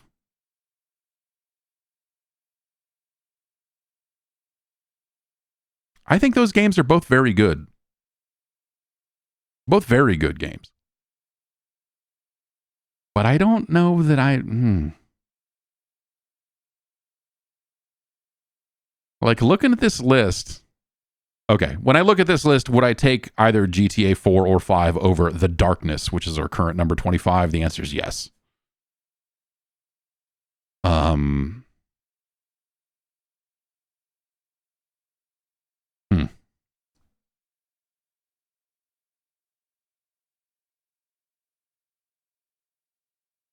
But I think we're probably going to end up going with GTA 5 here. I think 4 is really great. People shit on GTA 4 in a way that it simply does not deserve. And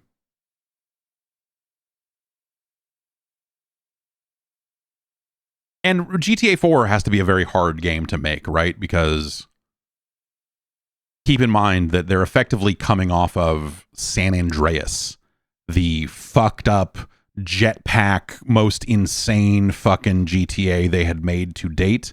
And then GTA 4 is where they said, dude, we have to fucking rein this back in. And so they went with a much more grounded, it's a boots on the ground GTA game.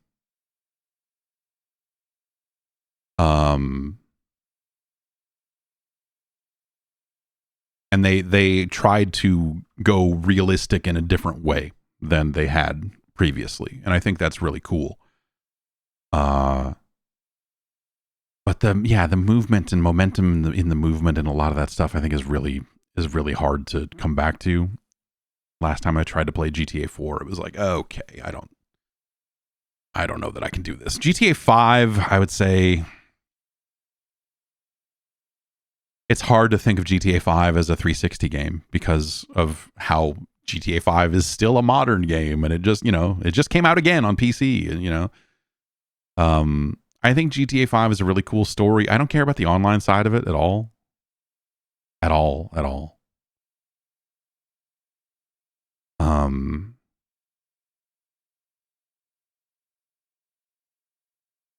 So it's like, I don't know. I think about GTA as I guess I think about it as a PlayStation 4 game in a weird way. I don't know.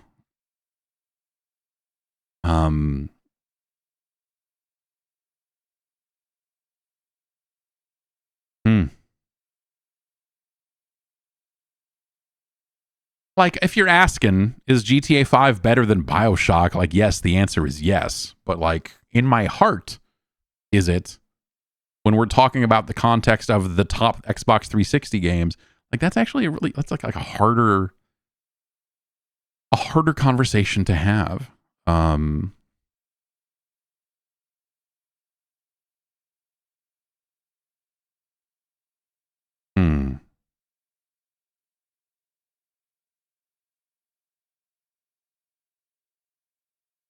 So I'm trying to balance that out because I do think that kind of ends up impacting it a little bit in terms of how well it does on the list. And it's such late era, like you're really not even thinking about the Xbox 360 at that point. It's kind of just a stopgap until they re-released it for a newer generation of consoles, right? But it ran well there. I mean, that was a good version of the game. For what it was, like, it's a cool story, it's cool characters, it's a really, I think GTA 5 is probably somewhere in this range. I think if you balance out some of that stuff,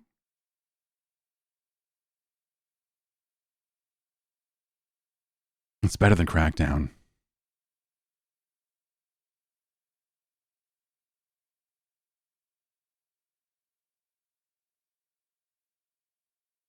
Yeah.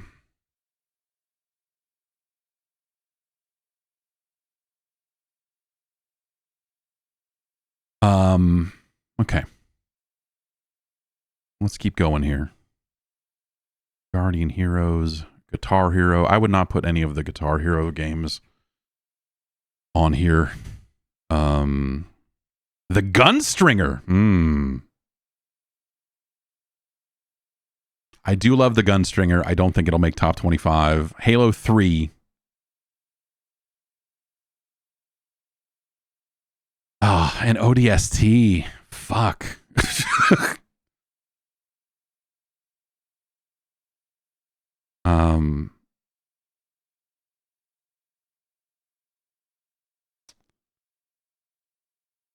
Man, Halo 3 is the first good Halo game.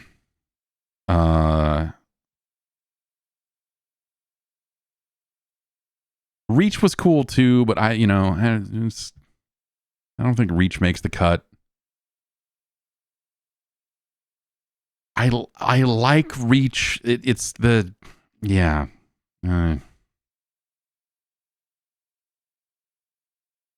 But this was a great era for this was Halo's best era, Halo 3, ODST, and Halo Reach. Even if Halo Reach's multiplayer was basically just like the same or whatever, it's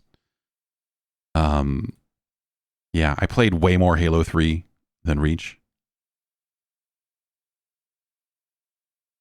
I would say Halo 3 is it's not as good as Gears 3. It's no Arkham City. Halo 3 is better than Crackdown. It's better than New Vegas. Now, what about ODST? ODST is like some of the gameplay parts of ODST are not as good as the stuff in 3, but like everything they did with the vibe of that game, everything they did in terms of the tone and structure of ODST is fucking awesome. It's just a very different game. It's a very different Halo game. They have never made another Halo game like it. I would put it over Fable 2. It's one of those things where I think there are parts of ODST that are way better than Halo 3, but overall multiplayer being what it is and all of that, I think, Halo 3 gets the nod. Happy Tree Friends.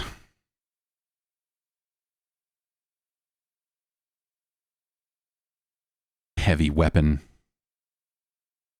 Hexic HD. I don't think it makes the list. I don't think Hexic HD makes the list. I don't think Hulk Hogan's Main Event makes the list. Hour of Victory. You want to go play some good video games? Go when you're done playing Darkest of Days. Go play some Hour of Victory. Hybrid.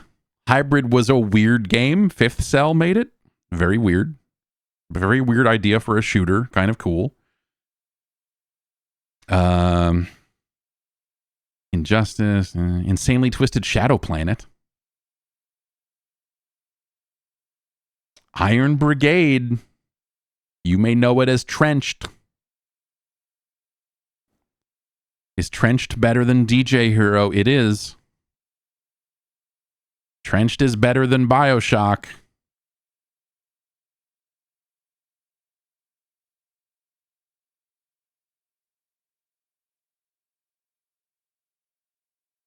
Never get out of your trench.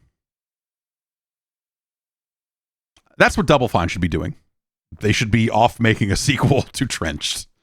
Trenched 2, Drenched, an underwater game. Just like the sequel to XCOM was an underwater game. Let's fucking do it.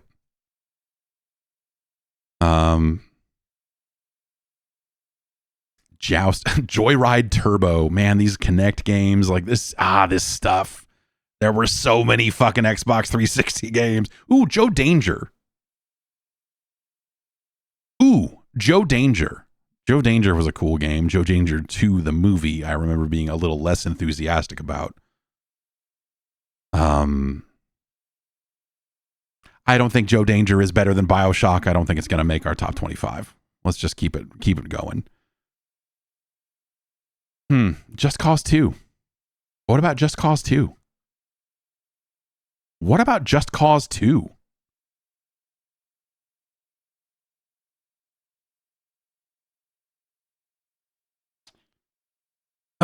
Just Cause 2.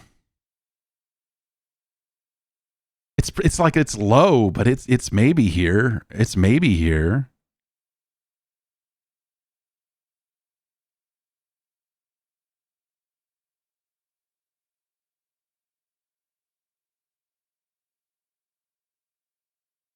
It's our new number 25. So I'll recap what our top 25 looks like right now. At number 1, we've got Call of Duty 4. Then we've got Geometry Wars, Retro Evolved, Burnout Paradise, Batman Arkham Asylum, Fez, Far Cry 3, Call of Duty Black Ops, Assassin's Creed Brotherhood, Bionic Commando Rearmed. At number 10 is Deus Ex Human Revolution, Gears of War 3, GTA 5, Arkham City, Elder Scrolls 4 Oblivion, Halo 3, Fallout New Vegas, Crackdown, Battlefield Bad Company, ODST, Fable 2, Nuts and Bolts, Dead Rising, Bastion, Trenched, and at number 25 is Just Cause 2. There's a bunch of games below that, but, you know, we're looking for a top 25. That doesn't mean I'm going to delete those games from the list, though, but it just means that some games that would have been that low on the list were not considered, and so on and so forth. Cameo, Elements of Power. Not going to make the list. None of these Just Dance games are going to make the list. Kane and Lynch 2, Dog Days. That's a similar, you know, again, that's a kind of 50 Cent Blood on the Sand situation where it's like a pretty kind of solid cover shooter with like a really cool style. That GoPro kind of MPEG compression thing that they did in Kane and Lynch 2 is fucking awesome. Like, it is so well done. In every other way, I think that game is below, you know, the Gears of War franchise in terms of cover shooters and that sort of thing. But the aesthetics of that game are fucking awesome. Kane and Lynch 2 is an astounding turnaround from where that fucking first game was at. Where the first game is like, what if we took Freedom Fighters and took everything that was fucking cool about it and fucked it up somehow? Like, that's the Kane and Lynch 1 situation. That's why it's such a fucking bummer, is because the game they made before that is fucking great. Like, Freedom Fighters is fucking awesome. And then they said, well, let's make another one of those, but like Heat. And you're like, yeah, okay. Yeah, why don't you make a game like Heat, but also with some of the mechanics of Freedom Fighters? And they fucked up so many of the mechanics, and the writing is so fucking terrible. It's kind of the problem that Cyberpunk had, where it's like, you're writing this story, and you've got these kind of like very Americanish style characters in a lot of ways, in the way that they're talking, but then the script is written in such a way that like no one who speaks English would ever talk this way. Like, the Kane and Lynch, they get the cursing wrong in that first game, among other things. But Kane and Lynch 2, hell of a game. I don't think it's going to make the cut, but I think it's better than 50 Cent Blood on the Sand. But since we're below top 25 already, I'm just not going to write it down, because I don't want this. This is not going to be a definitive top 50, top 100 list or anything like that. We're really focusing on the top 25. So past 25, it'll get a little sketchy, because if I were just ordering all of these games, then Kane and Lynch 2 would certainly be somewhere. Oops. In this range. Hell of a game. Karaoke Revolution, no thank you. Connect Adventures. Connect Rush. Connect Sports Gems Prize Driver. Connect Star Wars. Connectimals. Kingdoms of Amalur Reckoning. Cool game. Not top 25. LA Noire, no thank you. I would also say the same thing about Left 4 Dead 1 and 2, but those are PC games. We're not really. None of these Lego games. Maybe Lego Rock Band, but no, not Lego. Let's Dance with Mel B. Let's Dance with Mel B. Lips. I was thinking about Lips the other day, the video game.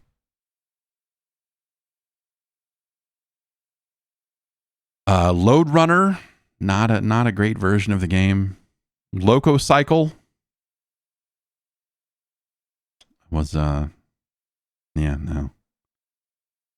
Do any of the Lost Planet games make it here? Lost Planet 1 was visually amazing in the early days of the Xbox 360, but I don't think it's a top 25 game. Lost Planet 2, I think they did some really cool stuff there. They also made Lost Planet 2 is a little bit friendlier in terms of they just kind of made it a shooter and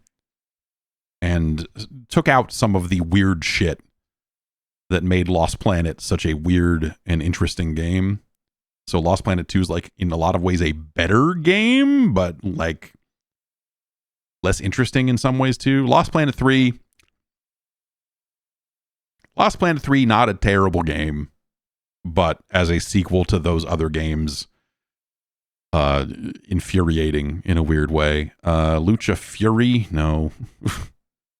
Lucha Fury, published by Coketel, the same company that brought you Inca for the CDI.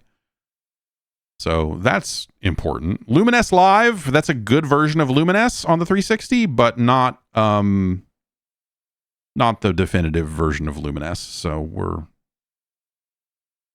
okay leaving that one behind. Okay, we've gone through A to L. Now we're on to M to Z. They got them on separate pages. There's only 2,160 games on this list. Mad Tracks, no. A lot of Madden games. 06, 07, 08, 09, 10, 11, 12, 13, 15, 16, 17, and 25. Or, as you might know it, 14. Magna Carta 2, no. Mafia 2, no. None of these baseball games that 2K did. Marble Blast Ultra, not a terrible game. Not a terrible game. Mark of the Ninja was a pretty good game. I don't think it ends up being top 25. I would not put MVC3 on this list. Or, I would not put MVC3 on this list.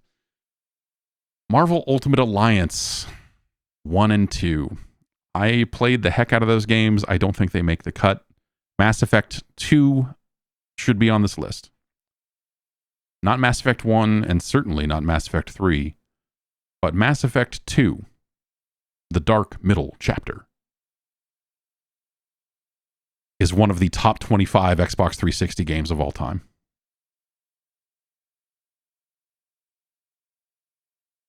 Oh, Mass Effect 2. God damn it. It makes me sad. Thinking about Mass Effect just makes me sad now. It's better than Far Cry 3. It's better than Fez. It's no Arkham Asylum.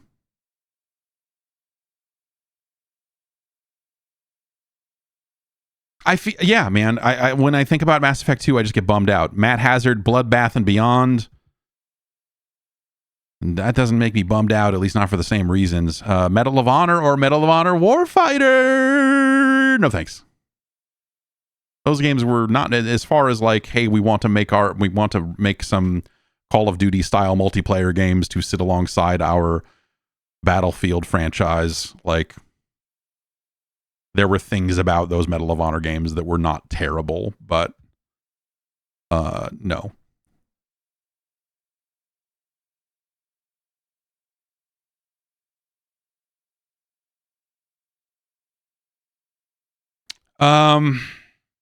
Metal Gear Rising Revengeance. Have you heard of it? Have you heard of this Metal Gear Rising game? Have you heard of this? Oh. Oh. You're taking that over Halo 3 any goddamn day of the fucking week. Shit, man, I'll take it over Gears 3. Is it better than Deus Ex?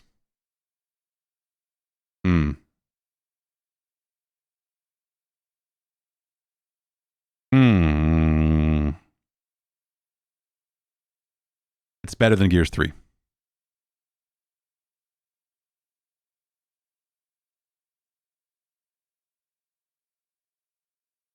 What a great fucking game. Mercenaries 2.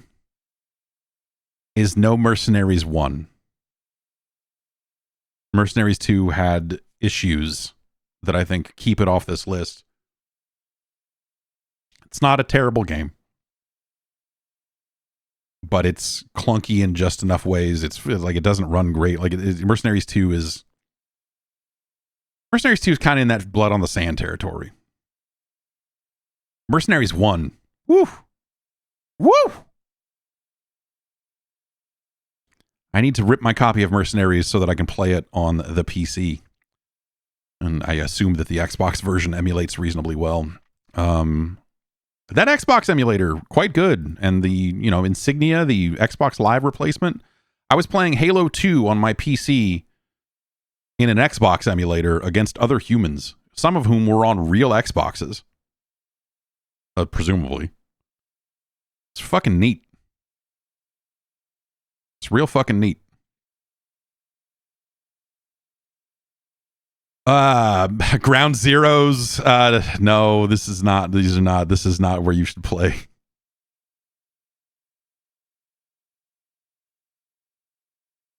This is not where you should play Phantom Pain. This is not where you should play Ground Zeroes.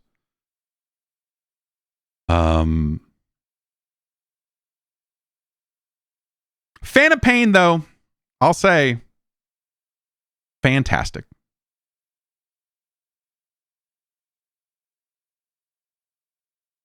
Michael Jackson, The Experience. Mighty Number 9, no thank you. Mind Jack! From your friends at Feel Plus. Mind Jack. From the makers of Free Jack comes Mind Jack. Minesweeper Flags. Okay.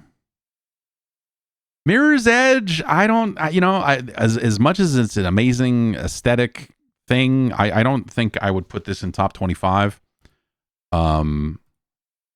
It's a cool game. It's a very cool game, but I don't think it makes top 25 here. I'm looking at Bastion, which is currently at number 25, and I'm saying no. MLB Stickball. Monster Jam Battlegrounds. Mortal Kombat. MK9. Is a tremendous video game. What a great reboot of Mortal Kombat. They're cramming the events of the first 3 games into it.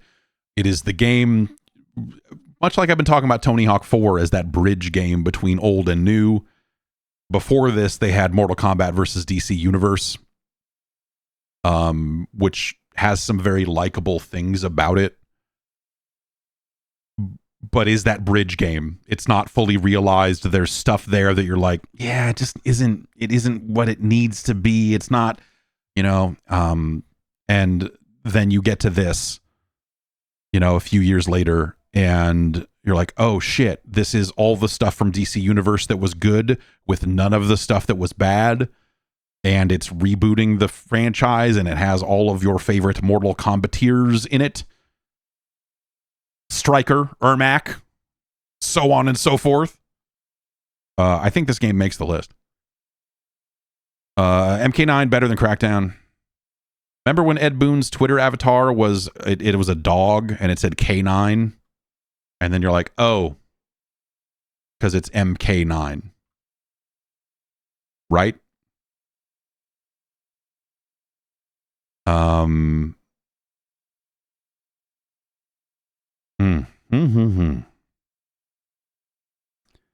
Mortal Kombat. Man, number 1 in our hearts. What a fucking rad game.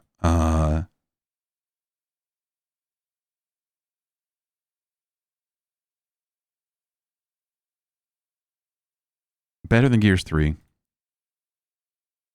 Better than Bionic Commando Rearmed. It's better than Black Ops. It's better than Far Cry 3.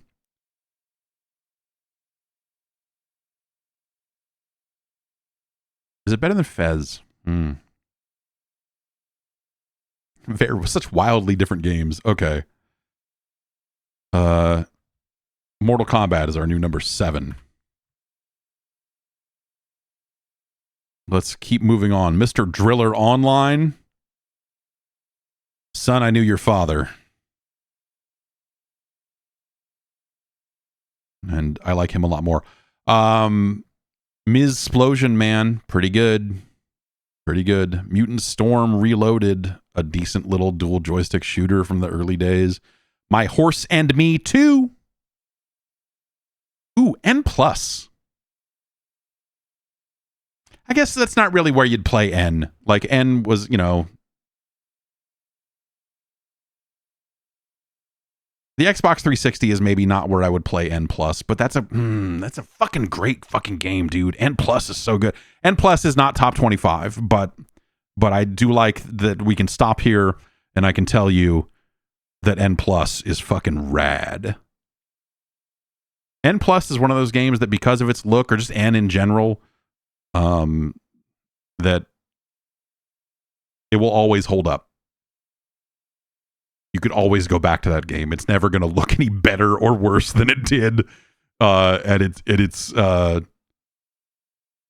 peak. You know, that game is eternal, and it's a rad game.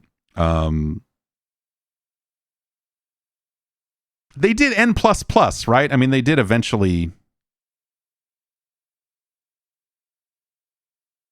They did eventually make a follow-up to it, right? Yeah, N++ was... Where did that come out? PS4, PC, Xbox One, Switch. Oh, interesting. N++ Ultimate Edition was released in 2018. That's not that long ago. Yes, it is. 7 fucking years. 2018! It's like... God damn it. Narco Terror from your friends at Deep Silver. That's number 1. A lot of Naruto games. A lot of fucking Naruto games. A bunch of NASCAR. Naughty Bear and Naughty Bear Panic in Paradise. I don't know which one to pick. A lot of NBA 2K. Remember when there were other basketball games? Remember when there was NBA Live, which was an Electronic Arts, which used to make a lot of different sports video games. They used to make a basketball game. And then they tried to change it up and fucked the whole thing up and never got it back. And at some point just said like, threw up their hands and said, fuck basketball. Which is real crazy because I think NBA 2K, is a well-liked game for sure. But boy, people sure do complain about NBA 2K every single fucking year. Like every other sports franchise, right? But there was NBA Jam on Fire Edition. I don't think either of those make the list. NBA Baller Beats, which was the Kinect game that came with a basketball. Because you had the dribble. It was a rhythm game. It was a rhythm dribbling game. NBA Ballers Chosen One, the final game in the NBA Ballers franchise, is not top 25. Need for Speed, Carbon, Hot Pursuit, Most Wanted, The Other Most Wanted, Pro Street, Rivals, Shift, The Run, and Need for Speed Undercover. I want to go back to PAX because PAX is the only place I've ever heard someone say, no, Need for Speed The Run is good, actually. In a passionate way that I can agree, and I can go, okay, yeah, no, I'm feeling what you're putting down. I'm feeling what you're putting down. Look, Need for Speed Most Wanted to the 2005 game. I love Razor Callahan as if he were one of my 3 children. But that game is not a top 25 Xbox 360 game. Need for Speed Most Wanted at 2012, which does not have Razor Callahan in it, but is in some ways a spiritual fun successor to the Days of Burnout. That's a pretty good game as well. I don't know that it's top 25. Need for Speed Hot Pursuit, the Criterion game from 2010. I recently went and played that the PS4 version of that. That was free on. I was playing on a PS5. Not a great game to go back to. I don't know that I don't think any of the Need for Speed games make top 25. If one was going to, it would be Most Wanted or it would be Most Wanted. But I don't think either of them make the cut. I would not take Razor Callahan's Need for Speed Most Wanted over Dead Rising, which is our current number 25. So let's move on. Nexuies. Remember the Nexuies? Remember when they had to, like, okay, Nexuies was a open source free first person shooter that was in development for a lot of years, and then the person who owned the copyright sold it to Ilphonic without telling the team that was contributing to it in an open source capacity, and then they made an absolute piece of shit first person shooter and put it out on consoles. Like, they're trying to capitalize off the name of this game that didn't really have that much of a name to begin with, and like, it was just a very weird scenario. And so the Nexuies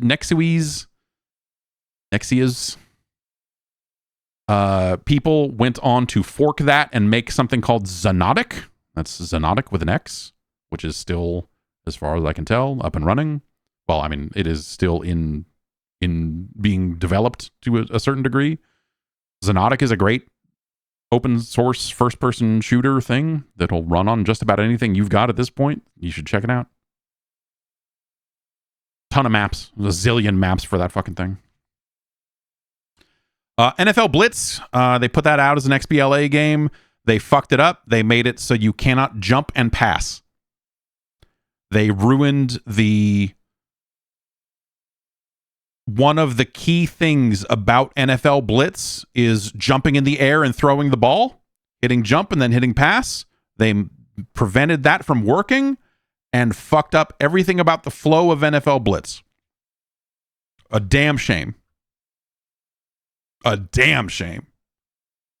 That game had a lot of very ambitious online features about, like, regional leaderboards and trying to, suss out different people in leagues, and like, they had built this very, like, deep online ranking system that was, like, neat, but no one fucking played it, so it never mattered. 99 Nights, no. 99 Nights 2, no. Ninja Blade, no thank you. I don't think any of the Ninja Gaiden games make this list, as this is my list, and I'm good. Ninja Blade, not a terrible game, but nah. Of Orcs and Men, Omerta, City of Gangsters, no. Simulation games on Xbox 360, very hit. The Outfit, no.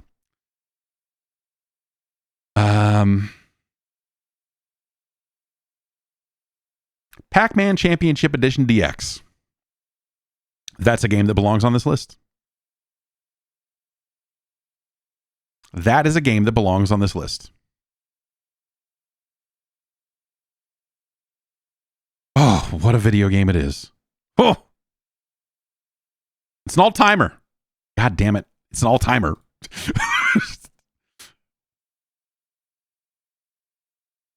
Pac-Man CEDX is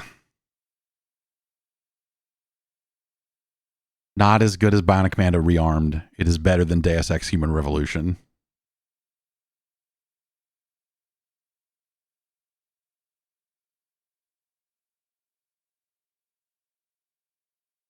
That could be number one. That game is so good. A lot of these games, man, relatively interchangeable. It's real slivers here between this stuff. Peggle and Peggle 2, I'm not going to put those on. I think Peggle 2 is kind of a bummer in a weird way. Peggle, hell of a game. I played it on PC. Play that game with a mouse. You should play that game with a mouse. Perfect Dark Zero. Now we're talking about games that are not going to be on this list. Phantasy Star Universe. No. Persona 4 Arena. It's no Ultimax, which also came out.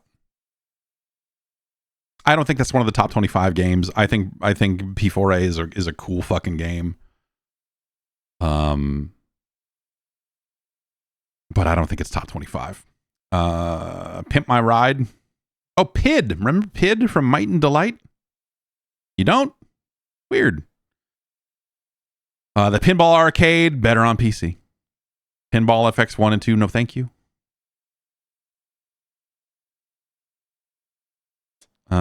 Poker Smash. Poker Smash. Tetris style falling block game. Well, no. Did the cards fall, or did you have a... Poker Smash is great. Poker Smash is a game that got delisted at some point for whatever reason, like the publisher went under or whatever. But like that's another game that, in terms of like, hey, emulating Xbox 360 games, you could be playing Poker Smash right now. Do I think Poker Smash is better than Banjo-Kazooie Nuts and Bolts? Sadly, I do not. But we love Poker Smash. Portal 2, no. Portal's still alive, no. Prey, no. I don't think either of the Project Gotham games make the list. I don't... Prototype 2. Good, just meat and potatoes ass fucking open world games, man. Prototype 2. Just solid, dumb fucking video games. That guy hated computers, and I'm with him. I hate computers as well, but I don't think it's top 25. Portal 2. People are like, oh, Portal 2 is a great game. Yes, Portal 2 is a great game. You should play it on a PC. Don't play an Xbox 360 version of Portal 2, you weirdos. Puzzle Quest. Obviously, Puzzle Quest made its way to 1 trillion platforms, but man, Puzzle Quest was a great fucking game. Ugh. Puzzle Quest. Is Puzzle Quest better than Banjo-Kazooie Nuts and Bolts? Dude. It's Puzzle Quest 2.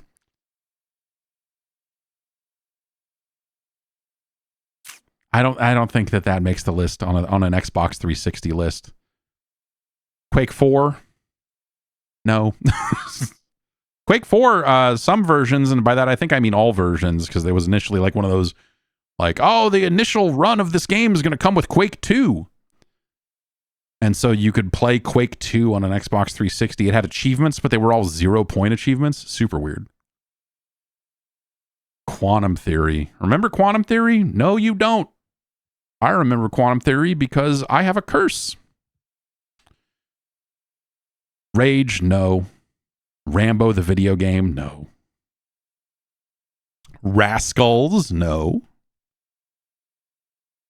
None of these Rayman games.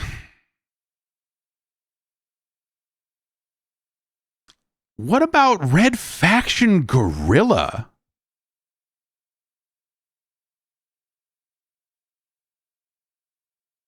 Red Faction Guerrilla was like fucking cool. Like really rad physics, like just really it's low on the list, but I'd take it over Nuts and Bolts, which means Nuts and Bolts no longer makes our top 25. That's how hard this is. You see why these lists look ridiculous, is because when you go through the process, you're like, oh man, hard cuts.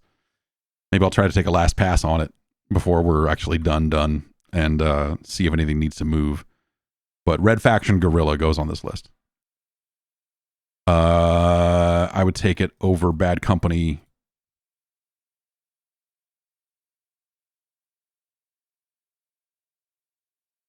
And then they did Red Faction Armageddon, which was not good.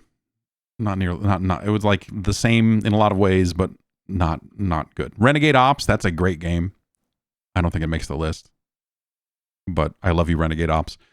Res HD, great version of Res,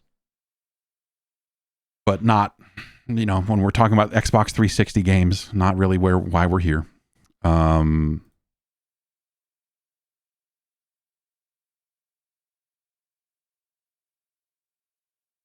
Ride to Hell Retribution. Ridge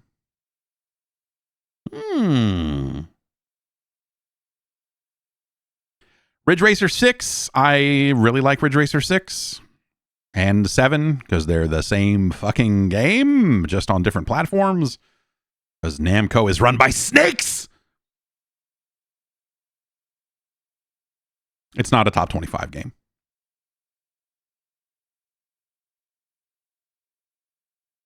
Robotron 2084 for XBLA. There you go. Number 1. Best game of all time, regardless of all platforms. Rock Band. Rock Band 2 is the game we're talking about here. Rock Band 3, as much as I love a keytar,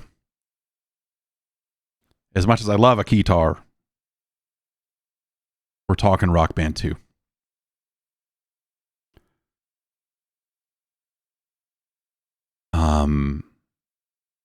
Rock Band.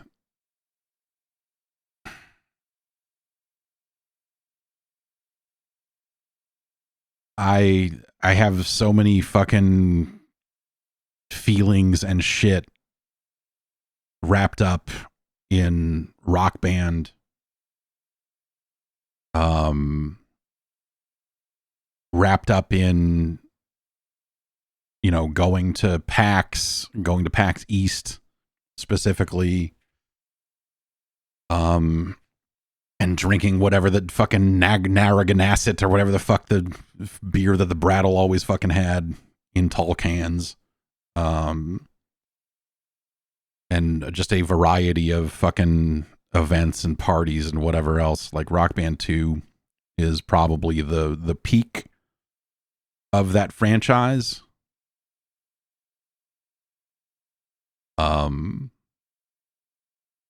Yeah, just an awesome trilogy of video games.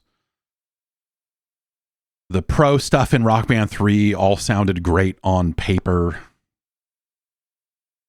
And I think I still have a pro bass controller around here somewhere.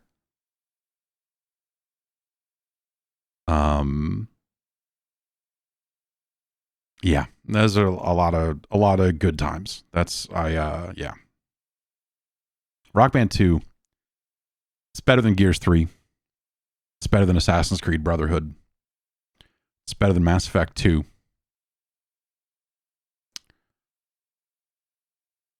I would put this at number 3.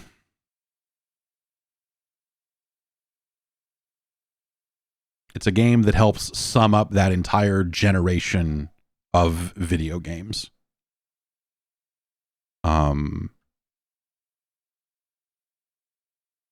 It's a franchise that I think the maximalist shelf space, the footprint of Rock Band, just in every way, I think is hard to describe if you were not in it when it was happening.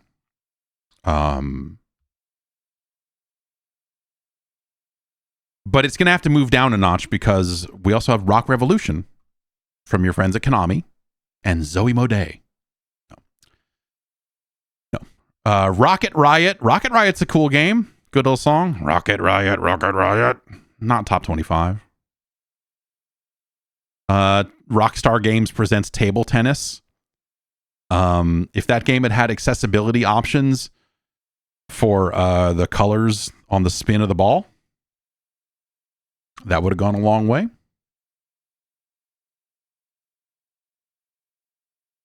But it didn't. And so, fuck man.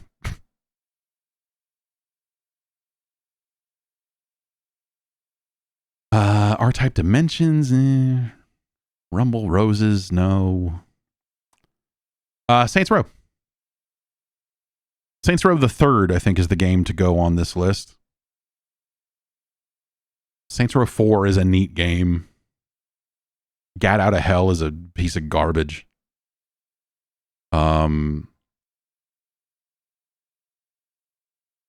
Saints Row 1 is a weird thing to go back to. Some people say they think that Saints Row 2 is the best. It's fine. They're allowed to be completely fucking wrong. You couldn't be more wrong. it's impossible for you to be more wrong than to say that Saints Row 2 is the best Saints Row game, but good on you. Saints Row the Third is kind of peak open world game. You know, like Volition acknowledged that the concept was ridiculous. You know, they went in a very different direction with it. It's very funny. It's very hard for games to be funny, but I think they put some really good funny moments into that game.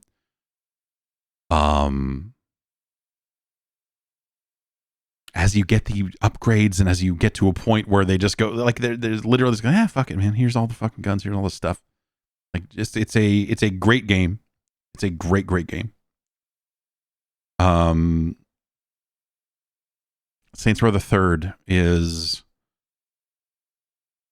it's better than Gears 3.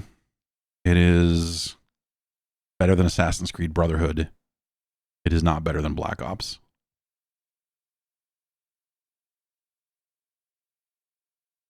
What a game. Saints Row the Third, man. What a fucking game. Ugh. Saints Row 4 is not a bad game, but it's just like, it's hard to top what they had done. They did find a way to effectively make a sequel to that game, and they took it in such a direction that the franchise was dead. It never recovered. It never recovered after Saints Row 4 because they never figured out a way. They couldn't make it more over the top than that. They tried to ground it again and didn't nail that either, you know? Speaking of Volition, Agents of Mayhem is on the PSN sale for like $1 or $2 or something. Don't buy it. SBK Generations. A lot of racing. Yeah, a lot of racing. Schizoids, Seen It Movie Night. Scramble. Secret Service. That fucking, yeah. Like back when Activision would publish games other than Call of Duty. Sega Vintage Collection, Serious Sam 3, on the Serious Sam HD. That Tenchu game, Shadow Assault. I forgot that happened. Sesame Street Once Upon a Monster. Pretty good for what it is. Shaun White Skateboarding, not a terrible game.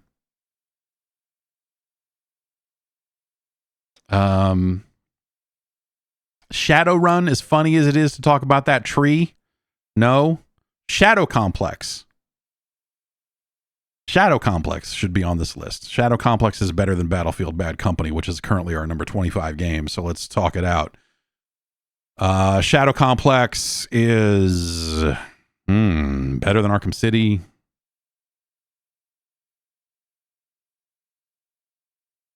It is not as good as Rearmed.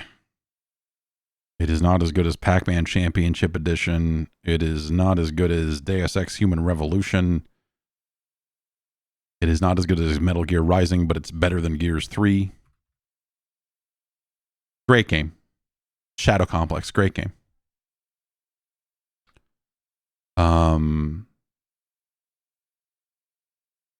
You know, in another universe where Fortnite didn't happen, you know, maybe that sequel to Shadow Complex would have actually happened, you know, but hey. Sherlock Holmes versus Jack the Ripper.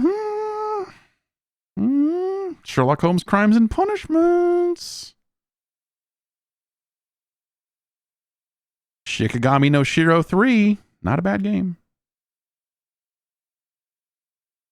Shred Nebula. The Simpsons arcade game. Cinemora. Singularity. Oh, Skate. The Skate games.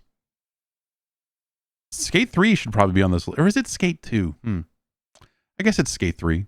But yeah, Skate 3 should be on this list. Skate 3 is better than Assassin's Creed Brotherhood. It's no Saints Row the Third.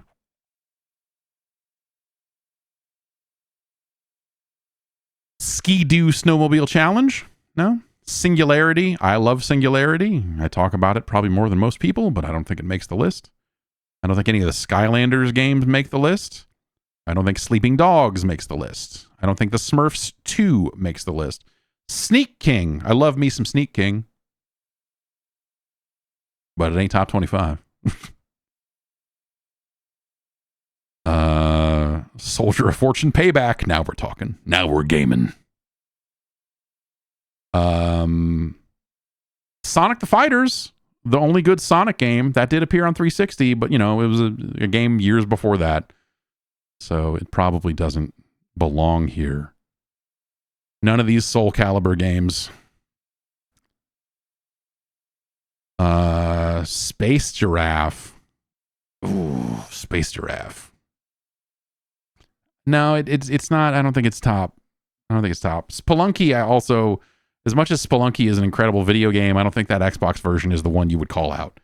When we're talking about top Xbox 360 games, I don't think Spelunky makes that specific cut.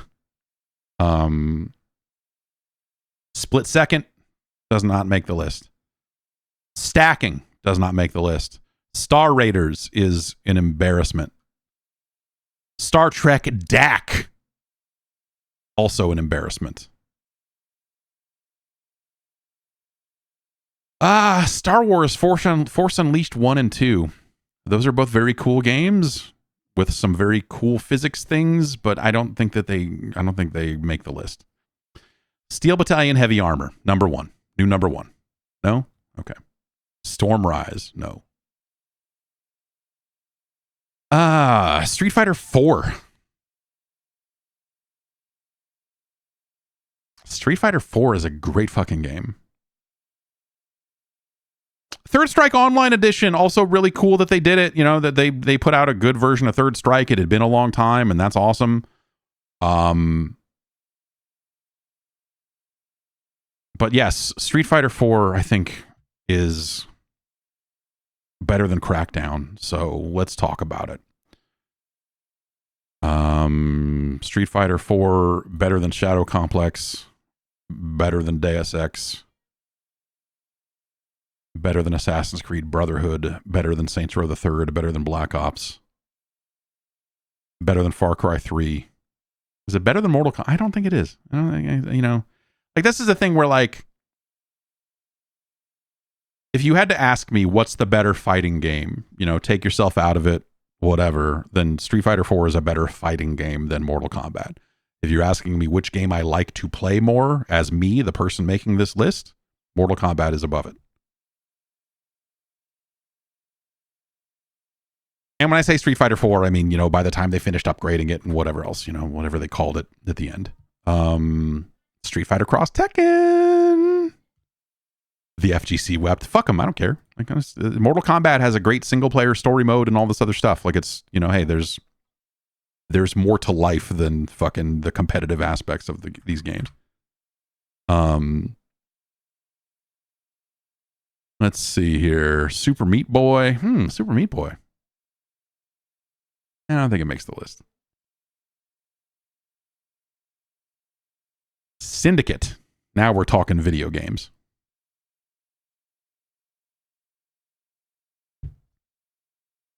Now we're talking video games. Really cool campaign, really fun abilities. It's a shame that the online servers are down because that is a great co-op multiplayer shooter experience that I think people who liked Left 4 Dead would get something out of. Skrillex's remix of the fucking Syndicate theme is outstanding. Some of his finest work. I literally have... Here, I'm going to go get it down.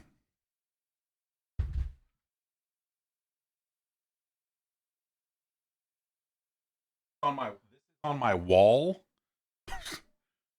It is... they sent me an autographed Syndicate poster a little bit after... a little bit after it that a lot of the members of the team signed. I've got this up on my wall over here.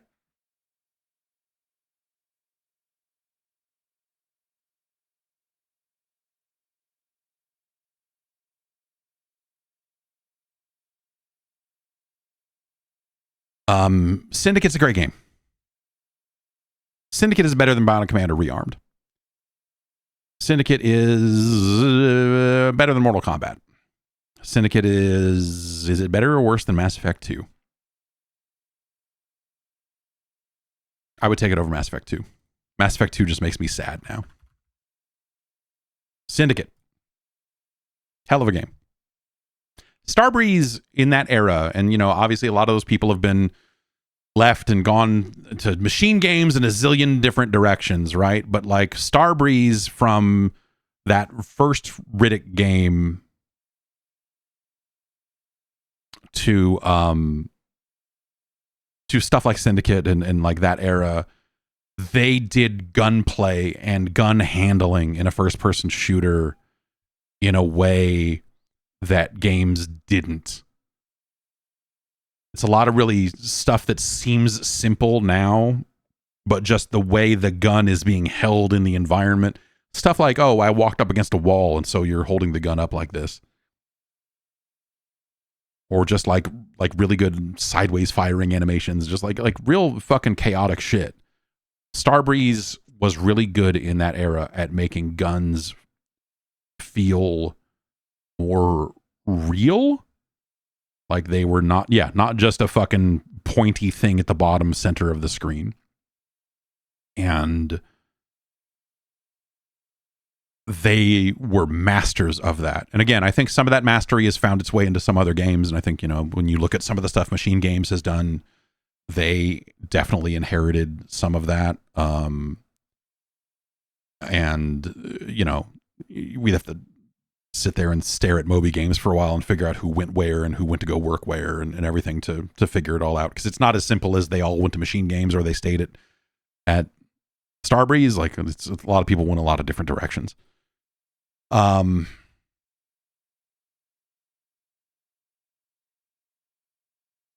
6, pretty good Tekken game. I don't think it's top 25. Tekken Tag 2, I would guess I did not much care for Tekken Tag 2. It's fine. It's good, but it's not, I don't know. Terminator Salvation was a better game than you would think it should be. Test Drive Unlimited 1 and 2 were pretty good open world driving games, and that first game came out at a time when there weren't a lot of other games like that on the platform.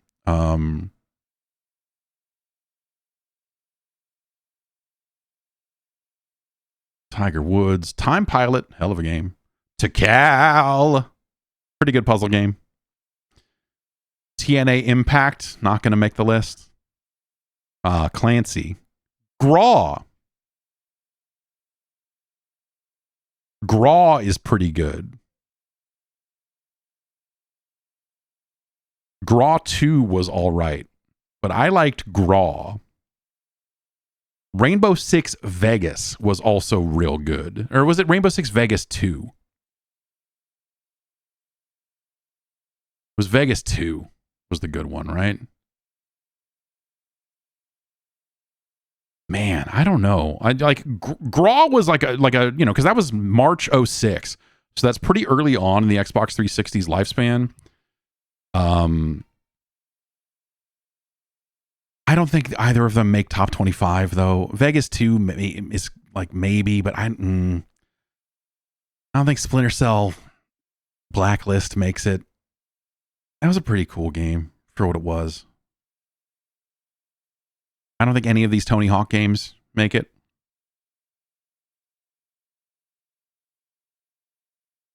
What's the Xbox 360 version of Tony Hawk 5 like? Yikes. Ooh, Too Human. No. Toy Story, Track and Field. None of these Transformers games make it. Trials Evolution. But not Trials Fusion. So the middle one. Not Trials HD. Not Trials Fusion, but Trials Evolution. That's a hell of a game. Is it better than Halo 3? Ooh. This list got fucked. This list got fucked. Is Trials Evolution better than Halo 3? I don't think it is. I don't think it is. Is Tron Evolution a top 25 game? No. I got all the achievements in that. Remember they remade Turok? Yikes. Those UFC games were not great on 360. Uno.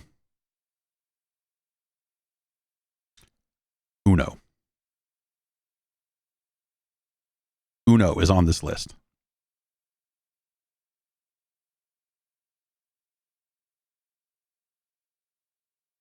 Uno in some ways was everything that they promised that the Xbox 360 could be. Social gaming, connected services, all of that stuff. Canadians doing rails at 2 a.m. on an Xbox Live Vision camera. Uno. That version of Uno also specifically, because Ubisoft still has the Uno license. There's an Uno on that you can get and play on a PlayStation 5 right now if you want to. It's a PS4 game, I think, but the rules and everything they did in this specific version of Uno is the definitive version of Uno. Uno's a great game. It always has been. This is a great version of Uno.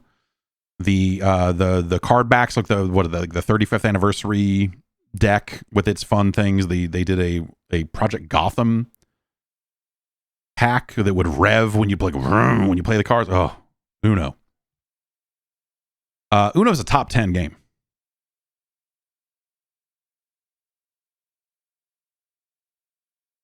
Uno's our new number 6.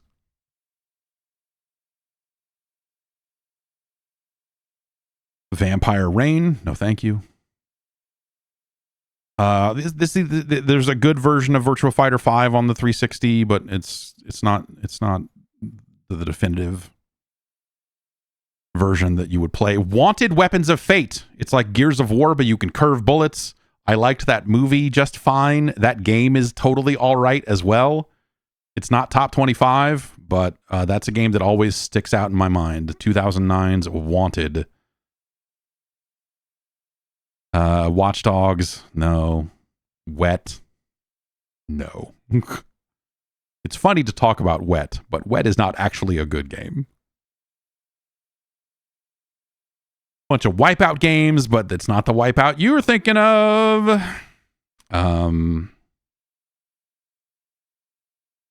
That 2009 Wolfenstein game that Raven did, jeez. Yeah, that's not top 25. Worms, Wrestle Kingdom. I have a copy of that. None of these WWE games. It's tempting to say WWE 13 because I think that's the one with the story creator, but that's no. XCOM, great game. Not the 360, not really the version you're going to want to play. Yaris, shout out to Yaris. But no. Zone of the Enders HD collection, Zoid's Assault and Zoid's Infinity EX Neo. You could Zoids it up. Oh, Zumba. I forgot all about all these Zumba fitness games. That's like number 1 through 5. Zumba Kids, Zumba Fitness Rush, Zumba Fitness Core, all Connect games. And that's the end of the list. So what we're left with right now, starting at number 1 for the top Xbox 360 games. Number 1, Call of Duty 4. Number 2, Geometry Wars Retro Evolved. Number 3, Rock Band 2. Number 4, Burnout Paradise. Number 5, Batman Arkham Asylum. Number 6 is Uno. Number 7 is Syndicate. Number 8 is Mass Effect 2. Number 9 is Fez. Number 10 is Mortal Kombat. 11 is Street Fighter 4. 12 is Far Cry 3. 13 is Call of Duty Black Ops. At 14 is Saints Row the Third. At 15 is Skate 3. At 16 is Assassin's Creed Brotherhood. At 17 is Bionic Commando Rearmed. At 18 is Pac-Man Championship Edition DX. At 19 is Deus Ex Human Revolution. At 20 is Metal Gear Rising Revengeance. 21 is Shadow Complex, Gears of War 3, GTA 5, Batman Arkham City, and Elder Scrolls 4 Oblivion. Yeah, Viva Pinata, was it not on the list? Did I skim over the V's somehow? Did I miss the V's?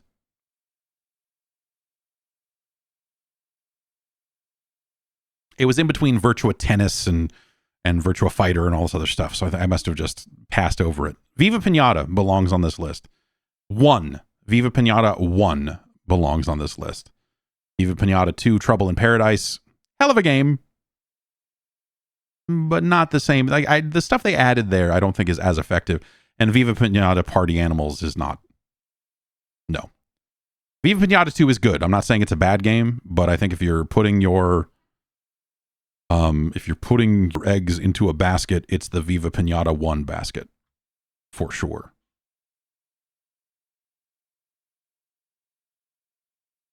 Is Viva Pinata better than Oblivion?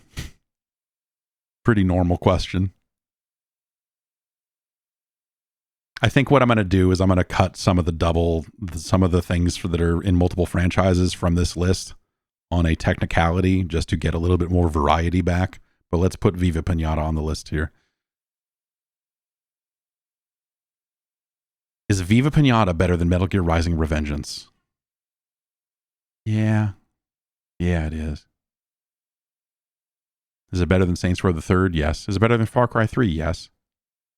Is Viva Pinata better than Mass Effect 2? Yes. Is it better than Uno? Yes. Is it better than Batman Arkham Asylum? Oof. No.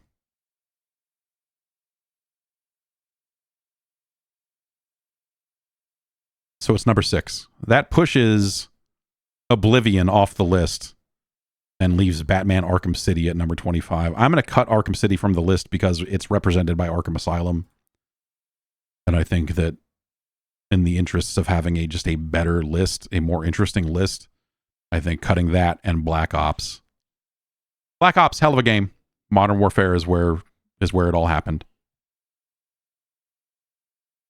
And so that puts Halo 3 back on the list at number 25. So that gives us Call of Duty 4, Geometry Wars, Rock Band 2, Burnout Paradise, Batman Arkham Asylum, Viva Pinata, Uno, Syndicate, Mass Effect 2, Fez, Mortal Kombat, Street Fighter 4, Far Cry 3, Saints Row the Third, Skate 3, Assassin's Creed Brotherhood, Bionic Commando Rearmed, Pac-Man Championship Edition DX, Deus Ex Human Revolution, Metal Gear Rising, Shadow Complex, Gears 3, GTA 5, Elder Scrolls Oblivion, and Halo 3. Vanquish robbed? No. Nah. Nah. Look, Vanquish is cool. It's not a top 25 game. The only move I would make, the only move I could see being made is dropping GTA 5 to number 26 and putting it below Fallout New Vegas and having Fallout New Vegas at number 25. But I don't think that's right. No, that's right. That's right. We're doing exactly that. Why can't I? Okay, if I grab it that way, is that how it? Okay. That doesn't work that way at all. Okay, well, it works well enough. Okay. No, because we got it. Now we got it. And our new number 25 is Fallout New Vegas. Yeah.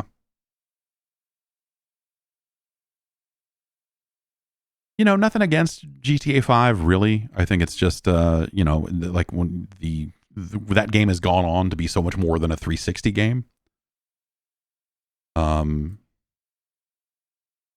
You disqualified Portal 2 because it's best on PC. Oblivion is the same deal. Oblivion is an Xbox 360 game. Oblivion is a game that made the Xbox 360 in the early days. The Xbox 360 made Elder Scrolls what it is today. Like, Oblivion is an Xbox 360 game. 1,000%.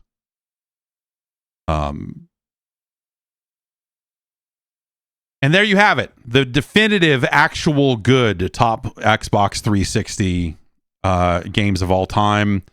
Take all the pretenders and throw them in the garbage. These fools. These brigands. These dirtbags. We have the perfect list. And it only took us 3 hours to get there. I was like, maybe take an hour. No.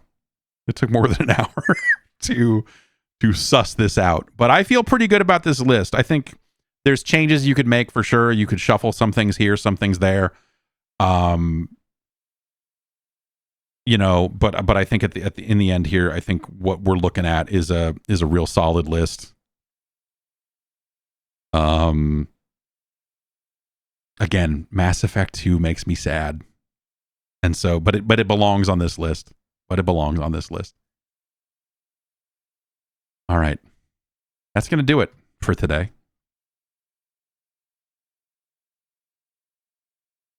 That's a good looking list. Again, Call of Duty 4, Geometry Wars, Rock Band 2, Burnout Paradise, Batman Arkham Asylum. At 6 is Viva Pinata. Then we have Uno, Syndicate, Mass Effect 2, Fez, Mortal Kombat, Street Fighter 4, Far Cry 3, Saints Row the Third, Skate 3, Assassin's Creed Brotherhood. At 17 is Bionic Commando Rearmed, Pac-Man Championship Edition DX, Deus Ex Human Revolution, Metal Gear Rising Revengeance at 20, Shadow Complex, Gears of War 3, Elder Scrolls 4 Oblivion, Halo 3, and Fallout New Vegas. And then from there are some games that I think we would count as good honorable mentions. This is an incomplete list down there at the bottom. When I send this URL around to people, you can look at it yourself and see that stuff. So, yeah, I don't know. I feel good about it. I feel real good about it. That's going to do it. I'll be back on Friday. We'll get back to actual science. We'll get back to real science. And we'll get back to ranking 8-bit Nintendo games on Friday. So come back through then, and we'll get back to what really matters. And that's science. This is hearts. This is an outpouring of love here. This list. This is not science. Totally different thing. Have a good one, everybody. I'll see you on Friday.